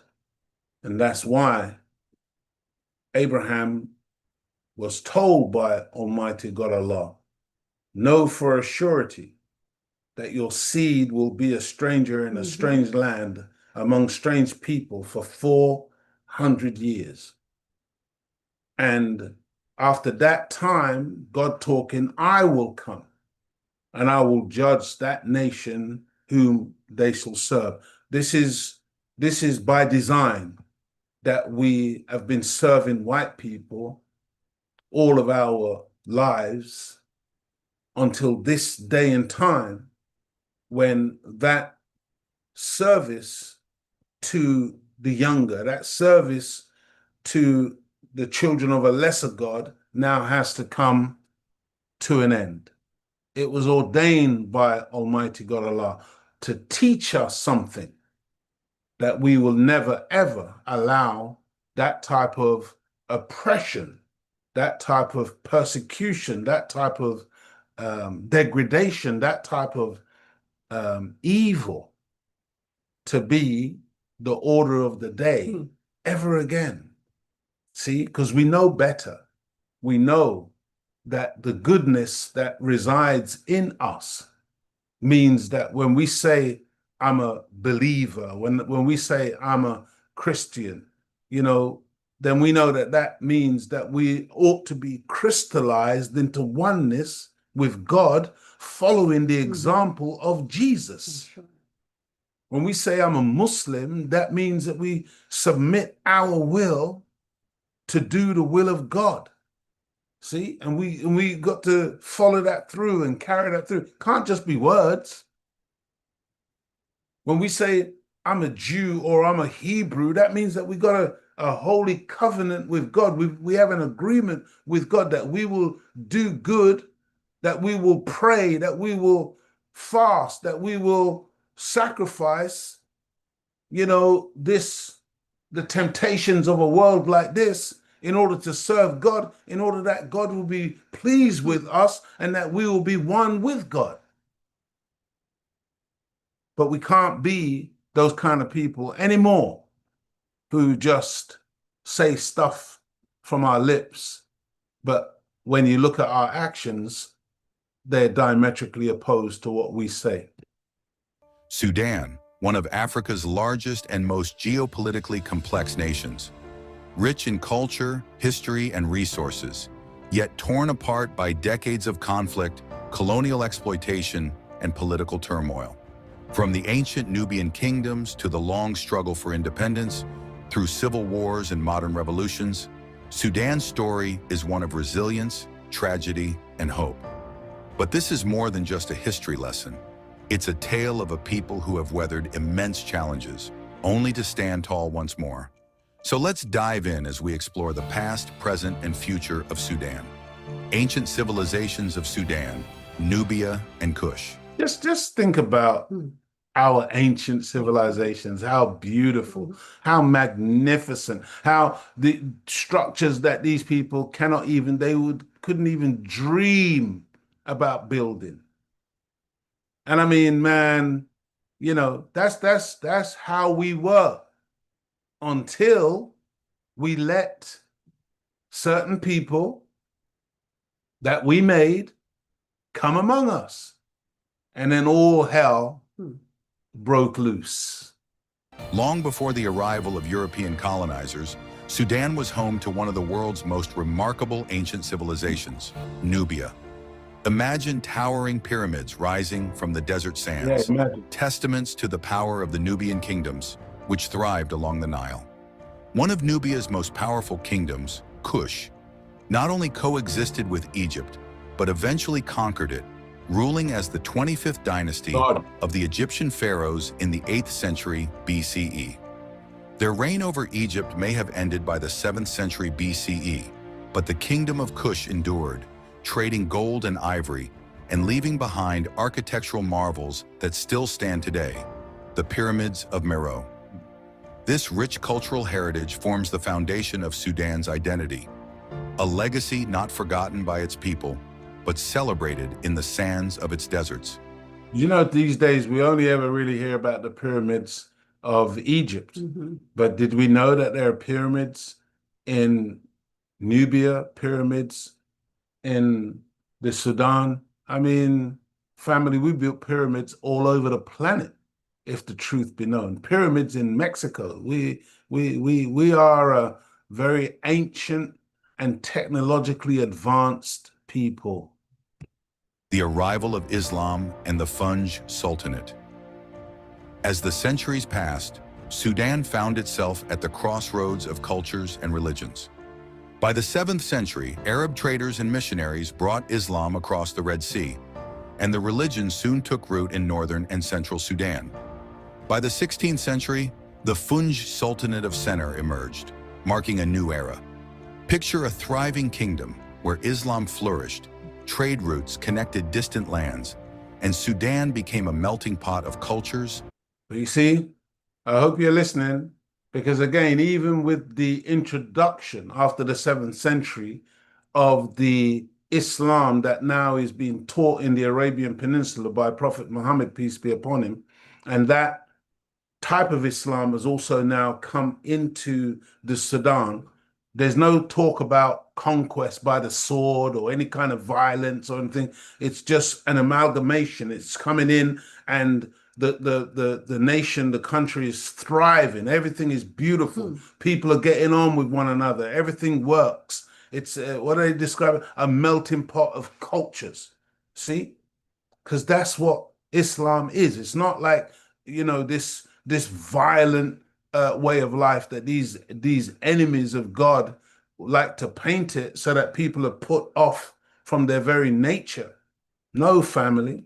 This is how Islam was introduced to many of our brothers and sisters on the African continent, even though their very nature is Islam in the first place. Picture a thriving kingdom where Islam flourished, trade routes connected distant lands, and Sudan became a melting pot of cultures, ideas, and traditions. The Funj Sultanate bridged the Arab world and sub-Saharan Africa, creating a diverse and dynamic society. Yet, even as the Funj prospered, Sudan's wealth and strategic location attracted foreign attention, setting the stage for the conflicts to come.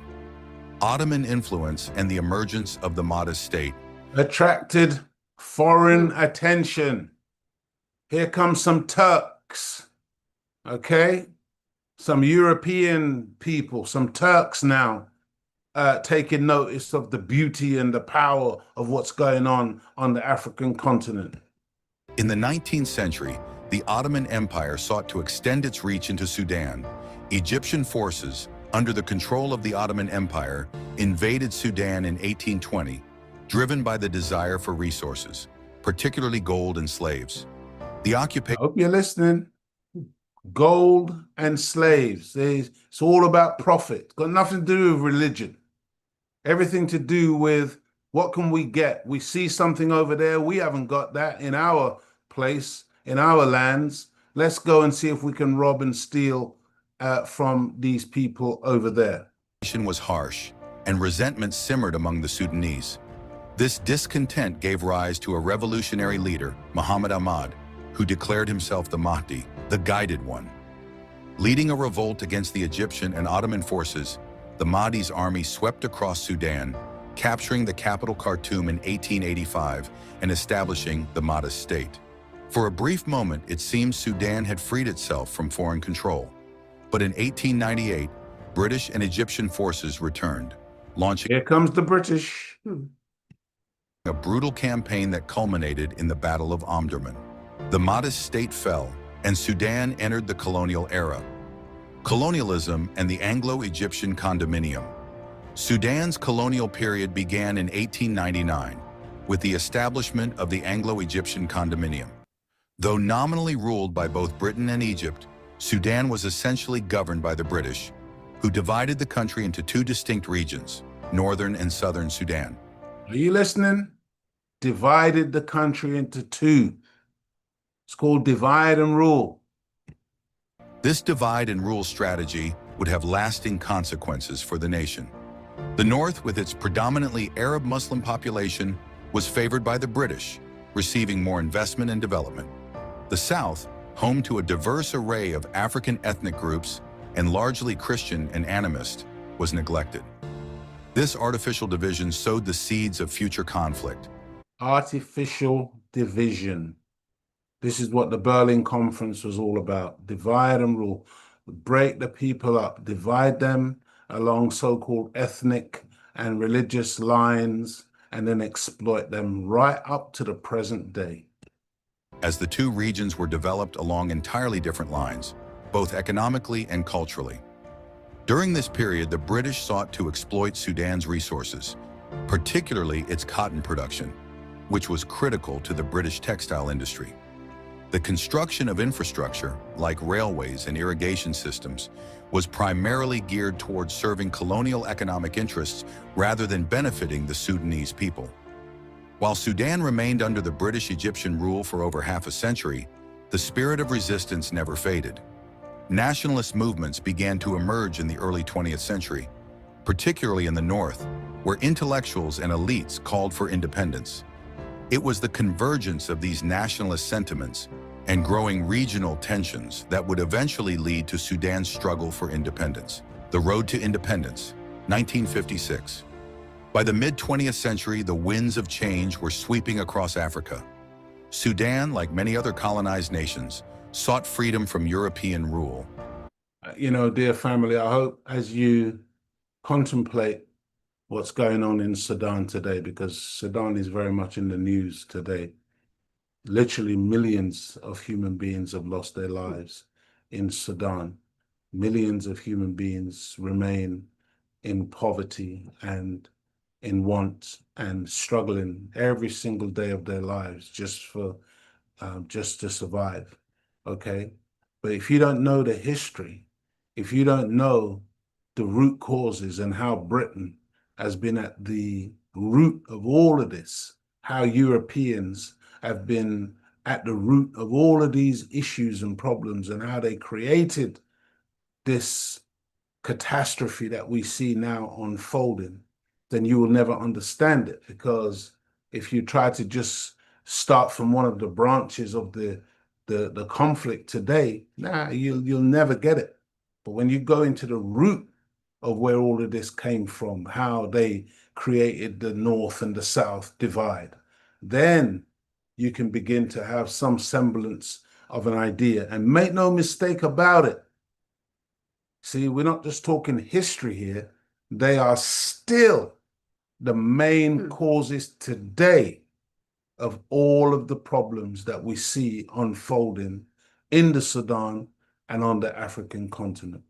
They're still the ones who are fomenting and keeping terrorism going, funding the terrorists, supplying the weapons, and on and on and on, and the divisions in order for them. And while all that's going on, family, they're taking gold out, they're taking oil out, they're taking mineral wealth out, they're taking all the resources of the country while the people continue to suffer. This is how they operate.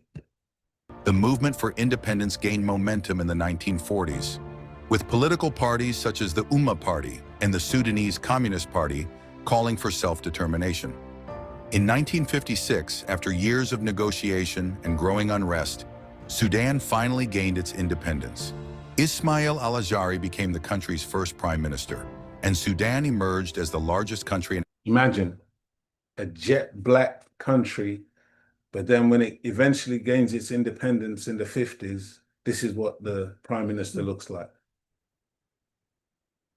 See? In other words, no independence, okay? Because the black population, do you really think that this man was there to represent them? No, family. It don't work like that. Africa, with enormous potential for growth and development. However, independence brought with it deep-seated challenges. The British left behind a nation divided, North against South, Arabs against Africans, Muslims against Christians. The seeds of conflict had been sown during colonial rule, and they would soon erupt into one of the longest-running civil wars in African history. That's how it works, dear brothers and sisters. As we approach the end of our show today, you know, these subjects, I do try actually not to deal with them too often because, like I said, I find them very upsetting. What is taking place in Sudan is on the basis of pure, unadulterated greed and wickedness, fueled by anti-Black racism, and the fact that the dehumanization of Black people has become normalized, including to ourselves. And we live in a world where things are more valuable than life itself. Things, family, gold, oil, precious stones, more valuable than life. And so we see Black life as cheap, and our people die like flies. And, you know, this brother breaking it, I think this brother says, when he describes the way we're dying in the Sudan, he calls us sheep or mutton, because that's how they treat Black people. There's been videos going around recently of Black families, women, children, just being shot, just being slaughtered by these so-called Islamists. They're not Muslims. These are paid killers by the West who are funded, given the weapons to go and create mayhem in these countries. And as long as they're killing Black people, it's fine. And it will not really feature too much in mainstream, so-called mainstream news. My brother, do you know what's happening in Sudan? Sudan? Do you know?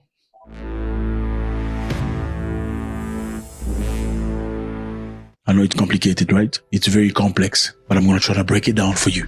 One of the worst Gino is happening in Sudan, and the world is watching. And you haven't heard about this, but many Black people are being unalived like goats and martins in Sudan. Lots of people are being unalived, and we need to talk about this very quickly.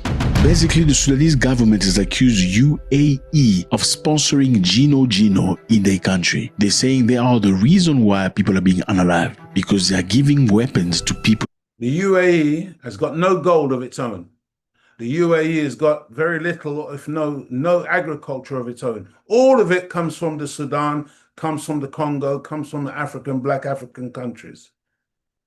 And according to many sources, they're one of the funders of these rebels, these groups that are running roughshod all over the country and creating mayhem and killing Africans in order to keep the place completely destabilized so that they can keep taking gold and all of the other resources out of that country to make places like the United Arab Emirates, Dubai and these places shine beautiful, golden, while our people live in dust and are killed like they're flies. This is what's going on.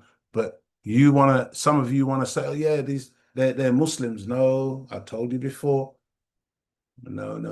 No Muslim can do that. That's what they may claim from their lips, but that's not what they are. That are unaliving black people. And guess what the ICJ has done? The ICJ say the UAE is not under their jurisdiction because they never signed the 1948 Convention against Gino. This is crazy stuff. You need to find out about this. Let's find out about this. We are in Sudan. Sudan is right here. Sudan used to be... He's talking about Gino, he's talking about genocide. The biggest country in Africa, but no more. It's now two different countries. There's Northern Sudan and Southern Sudan. The Northern Sudan is run by Arab-looking Africans, and the Southern Sudan is run by black people. Let's get back in time so we can understand. How did they fall out? What happened? Sudan got its independence in 1956 from the British and Egypt. Basically, Sudan has a population of Arabs in the north, Muslims, and in the southern is occupied by black people who are mostly Christian and sometimes animist and African believers. Now, after many years, there used to be people fighting against the government, people angry. And I've got to say this, understand that, with some of these so-called Arabs, they do want to Arabize all of these countries. And so some of these killings that are going on, they literally want to ethnically cleanse and get rid of black people so that they can take over these lands, because these lands are where the wealth is. And their lands, these desert places where many of them live, there's nothing there. There's nothing there. So part of the motivation behind this wicked behavior is because they want the resources, they want the land masses of these black Africans who are indigenous to the land, and they're willing to commit genocide against the people in order to steal their birthright. Unhappy, Sudan started seeing insurgencies and rebellions. What was the people complaining about? They were complaining about service delivery. They were mostly black people saying we are not being looked after. Basically, after independence, the government was run by Arabs, big institution by Arabs, hospitals, and every other thing. So in other words, the Sudanese government was only looking after the Arab-looking people in Sudan and not the black people. So the black people in Sudan felt neglected and abandoned. Therefore, they started claiming, saying, you need to look after us, or else we want to be separated, autonomous state. We want to run ourselves. Now, obviously, the Arabs didn't like that. I mean, a bunch of black people trying to act weird. Let's shut them up. And that's exactly what they did. So many groups of army by Arabs started shutting down the black people and beating them and unaliving them bad. So since 1956, we've seen a lot of rebels fighting for the very same cause, acting in a way that is very uniform. Their claim is you're not looking after us. Okay, you're basically taking care of Arab-looking people. You refuse to look after black people. Amongst the people that were beating and unaliving black people was a group named the Janjaweed. They were some of the most ruthless, dangerous people ever. They unalive as much black people without looking at color, age, gender, or anything. They basically did not just attack people. Imagine, this is the African continent, the black continent, and you got people running around just killing black people like it's sport, dear family. This is the reality of what black people face on our own continent.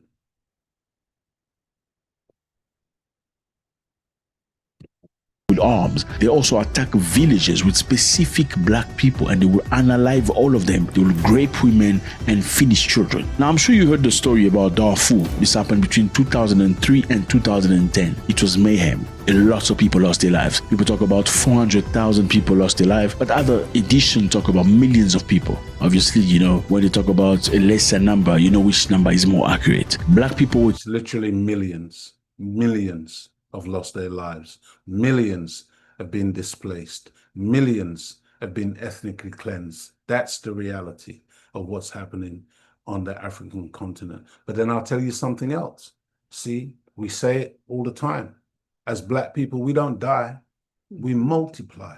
And as much as they try to rid us of this planet, they can never, ever exterminate the black man and woman. We are indestructible. This is something that this world will learn to their absolute peril. See? And there is such a thing as divine retribution. Don't think that they're going to get away with this, dear family. You know, God sees everything that these demons do, and they're allowed to do what they do for a time. But make no mistake about it. You think you can rid the planet of black people? Nah, you're living in a fool's paradise. Tired, angry, sad in Sudan, in their own country, feeling that they were being treated like second-grade citizens. They asked for independence. They wanted secession. And in 2001, it was granted to them after many of them were unalived. They created their own country, which is this one, South Sudan. Now, in 2013, you remember the group I spoke to you about, the Janjaweeds, were now formalized. They were not a rebel group anymore. The government acknowledged them. They were sponsored by the governments to continue doing the work they were doing. So let me just remind you here, even though the black people of Sudan created South Sudan, some other black people couldn't go into South Sudan because of their physical location. Meaning, South Sudan, it's geographically in the south of Sudan, but not all black people are in the south of Sudan. But the only place that's got independence was south of Sudan. So many other black people in Sudan remained in the north and other places. Now they continue to be persecuted. They unalive them like muttons. For what reason? The very same reason for which the black people in the south left. They were undermined, neglected, and underserviced. Back to 2013, the president was this man here, Omar al-Bashir. He had been in power since 1993. He was one of the most ruthless people against black people in Sudan. Now, al-Bashir took Janjaweed group of army and created what they call the RSF. The goal was very simple. Let's clean up the Janjaweed name because they've unalived too many people. They've done so much atrocity, and give it a bit of a formal name so people can forget about what they did in the past. So this is the group that you hear about all today, RSF. But as this brother breaks down, there used to be the Janjaweed. Same people who were slaughtering black people like it's going out of fashion. And again, remember, many of them are black. Many of the Janjaweed, many of those in the RSF, black people, killing other black people. The minister touched on it at the beginning of our lesson today, talking about how they give us weapons to kill each other. And we do it, man. We do it because we think that we're winning favor with these wicked demons who masquerade and make us to think that they are somehow superior because of their white skin. Black on black, this is what we do. Black on black in the so-called ghettos, black and black in the urban environments of these cities in the West. And we don't manufacture any guns. We don't manufacture these weapons. But somehow they find their way into our hands, into the hands of our youth. Basically, after doing that, he did not understand that he created a parallel army. So the RSF became just as strong as the normal army because they received support and finances from the government. And on top of that, the RSF occupied many of the lands that got some of the goods of Sudan. Let me remind you here, Sudan is one of the biggest producers of gold. So the RSF occupied lands that was producing gold and mines, and they got one of the biggest producers of gold, dear family. That's the reality of what this all comes down to in the end. Money, power, prestige. It's sad and a little pathetic that some of us still think that we can make the enemy ashamed of the evil that he does, and not understanding why God says Satan must be destroyed. You can't make the devil ashamed, okay? Celebrate all of it. Today on The Big Questions, should we be proud of the British Empire? We, as a nation, have a greater level of pride in our empire than any other European nation. People look back with nostalgia to Britain's imperial past. That's impossible to understand unless we understand the massive fabric of lies, of deletions, which has airbrushed the colonial atrocities practiced everywhere we went. Britain. What if I told you that the very wealth that built the British Empire was often stained with the blood of millions? The British Empire was arguably one of the most evil, genocidal institutions to have ever existed. But who cares if you can even remember? There is so much historical amnesia about what the empire really entailed. The fact that you don't really teach colonial history in your schools. There's no real awareness of the atrocities, the fact that Britain financed its industrial revolution and its prosperity from the depredations of empire. British colonialism was responsible for more than 100 million deaths in India. Britain took around 40. Did you hear? Honestly, family. And by the way, to those of us here in the UK, remember, that's where we live. This is where we are. The people responsible for over 100 million dead Black people, people that look like me and you. The Most Honorable Elijah Muhammad said that the white man is disagreeable to live with, and that separation is the best and only solution. Question to you, do you agree? Do you agree, family? Because until we agree that we absolutely must separate, starting up here, the way we think, and then ultimately physical separation, then as long as we don't understand this, we will continue to suffer in no uncertain terms.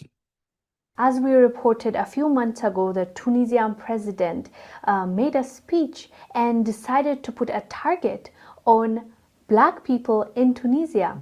He decided to tell his people and the world that... Imagine, this is the leader of Tunisia, disrespecting and talking about Black people as hordes of irregular migrants from sub-Saharan Africa that we're coming to Tunisia basically to take over, as if it belongs to him in the first place, when it's a Black country, when the original people of that land, of the entirety of Africa, are Black people.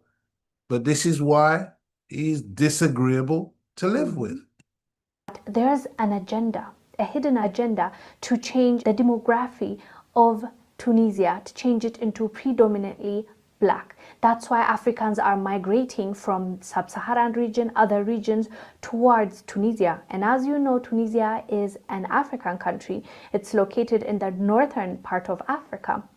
And after he made that speech, it made things worse. If you're Black in Tunisia, you're likely going to face discrimination. And that's what the people that live there say. And now after his speech, things got worse, and we talked about this when it happened. The Tunisian president said Black African immigrants are trying to change the demographic makeup of his country. He said the undocumented migration from sub-Saharan African countries is aimed at changing the demographic makeup of the country. The undeclared goal of the successive waves of illegal immigration is to consider Tunisia a purely African country that has no affiliation to the Arab and Islamic nations.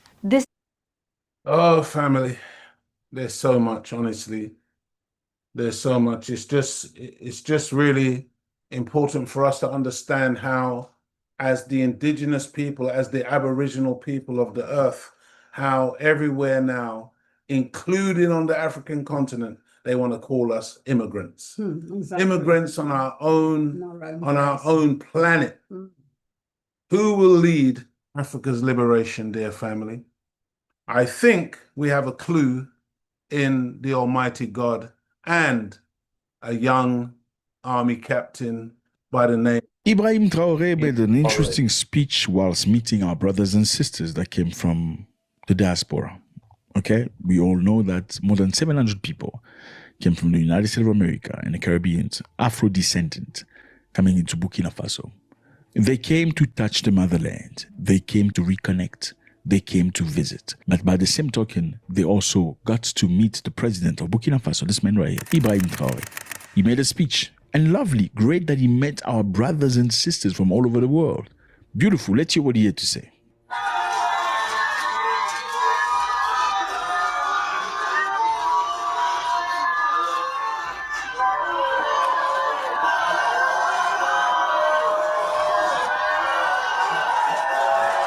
Look how people are happy. You see how they're cheering. It's like a superstar. Interesting. Let's go. Hello, comrades. Hello, dear brothers and sisters, and welcome to your home. This morning, I wanted to thank you from the bottom of my heart. Look at the smile. smile. Thank you to those of you who took your valuable time and precious energy to make the journey from the land of upright people to return to your roots, as they say in English, back to your roots. Thank you for coming. You have truly shown us the spirit of brotherhood, and you have honored us. I sincerely pray to God that He continues to bless you all, to grant you good health and the strength that is needed to keep coming back to your roots. Always putting Among God you, first. there are elderly people, very elderly, who despite their age made the journey with you. I thank you infinitely from the bottom of my heart, and may God continue to comfort you.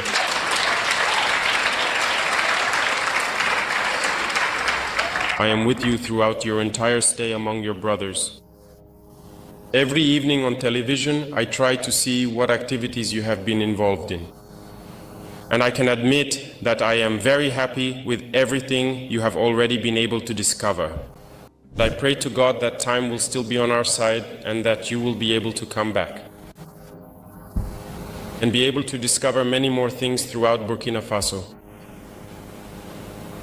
Certainly many were advised not to come to Burkina. You are now our ambassadors. And I think you are the best positioned to help others understand that Burkina Faso is far from what those Western media try to portray to the world.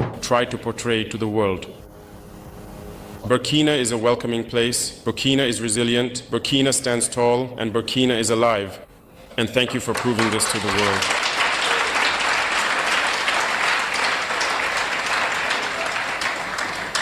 I also sincerely commend you for your unwavering determination and steadfast commitment to support us in our ongoing struggle, to support your brothers and sisters here in Burkina Faso by actively investing in every possible field and area of development.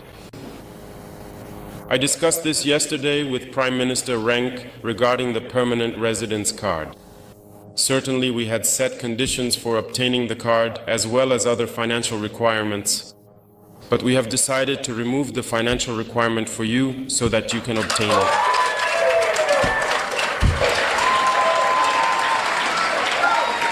So for you, it will simply be a matter of only dealing with the card itself. You will be exempt from all the other requirements. And thank you for leading the way for all those who wish to obtain this card, invest, and stay in Burkina. Family, did you hear what our brother said? Here is our African brother inviting those of us in the diaspora to return home. See? And don't have to worry about spending big money on trying to facilitate a residency. He's making that absolutely accessible to Black people in the diaspora. Isn't that a beautiful, beautiful leader? Look, man, Africa is on its way out of this quagmire, out of this dilemma. And we just need to support one another. We just need to unite. we need to come together and recognize our family wherever we are located on this planet, dear family. And so that's what we wanted to share this evening. We really wanted to just have a look at Africa, have a look at what's going on there, in particular, the Sudan and other parts. We didn't touch on the Congo. I mean, there's tremendous suffering of our people. And the same culprits, the same mischief-making, blood-shedding devil is behind all of it, dear family. It's not a different set. It's the same people. As you peel away the layers of intrigue, the layers of deception, you will come and you'll find the same perpetrator every single time. So thank you. I pray that you got something out of tonight. May Allah bless you. I hope that you're not down or depressed. I hope that you feel some type of exhilaration in truth, because it's our time. And I've given you this analogy before, I'll say it again. It's like a woman giving birth. Yes, there's pain. Yes, there's blood. Yes, there is this feeling like, my God, I'm even close to death, speaking on behalf of the woman. But it's just a process that we have to go through. The pain, the bloodshed. But in the end, at the end of the process, dear family, there's new life.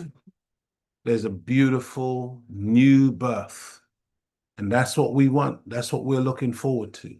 And we're willing to go through the pain, and we're willing to shed the blood because it's necessary for that rebirth. So I thank you. May Allah bless you as I greet you in the greeting words of peace. Assalamu alaikum. Wa alaikum salam. All praises be to Allah. Thank you so much, Brother Leo. Praises due to Thank Allah. you, thank you. And you know what you're teaching today. That's why it's so key that we study the Bible and the Holy Quran and the books by the Honorable Elijah Muhammad and the Honorable Minister Louis Farrakhan, because otherwise you would think there was no hope for us. Absolutely. But it's all written in the books of what the end result is going to be. Absolutely. So we shouldn't fear, we shouldn't grieve, just keep striving to be righteous, strive to be one with Allah, God. You know, we can build our own. We've done it before, and it's time for us to do it again. We need separation. The only thing that's keeping us with the white man is money. We've got to keep our money with ourselves, because he's the one who's paying us. If we had our own. And that's right. If we pooled our resources, dear family, if we united, because there's a lot of money in our circle. Yes. See, but it's because we're not spending with one another. We're not using each other's services. We're not relying on one another like that. You know, other communities do it. Yeah, they do it. So we need to just take a leaf out of their book and do for self. That's right. You see, and with the African continent slowly but surely getting free, man, we got resources like you cannot believe. Absolutely. Dear brothers and sisters. Absolutely. And praise be to Allah. On that note, so don't forget to subscribe to the Final Call newspaper. See, that's where it all starts. Subscribe to the Final Call newspaper so that you can get the truth, the whole truth, and nothing but the truth, the only paper that is unbought and uncompromised. We need our own. Don't forget to tune in to why did my brain gone? The Final Call Radio. The Final Call Radio. Absolutely. Keep feeding your mind on right guidance. You are what you eat, not only physically, but spiritually. And don't forget, tune in to NOI.org every Sunday. There was a brilliant meeting with student Minister Ismail Muhammad, and that was entitled America on the Brink of Anarchy. That was a fantastic meeting. You can watch it on media.noi.org, the replay. So thank you so much for tuning in. May Allah, God, continue to guide, bless, and protect you all. And don't forget, study the Holy Quran, study the Bible. Everything is written out in there. Okay? We love you. Thank you for tuning in. Assalamu alaikum. Wa alaikum salam, beloved. Yeah, we next week we'll have a shorter show. All right? We'll try, inshallah. May Allah bless you. Take care, family. Inshallah, next week, if Allah spares us,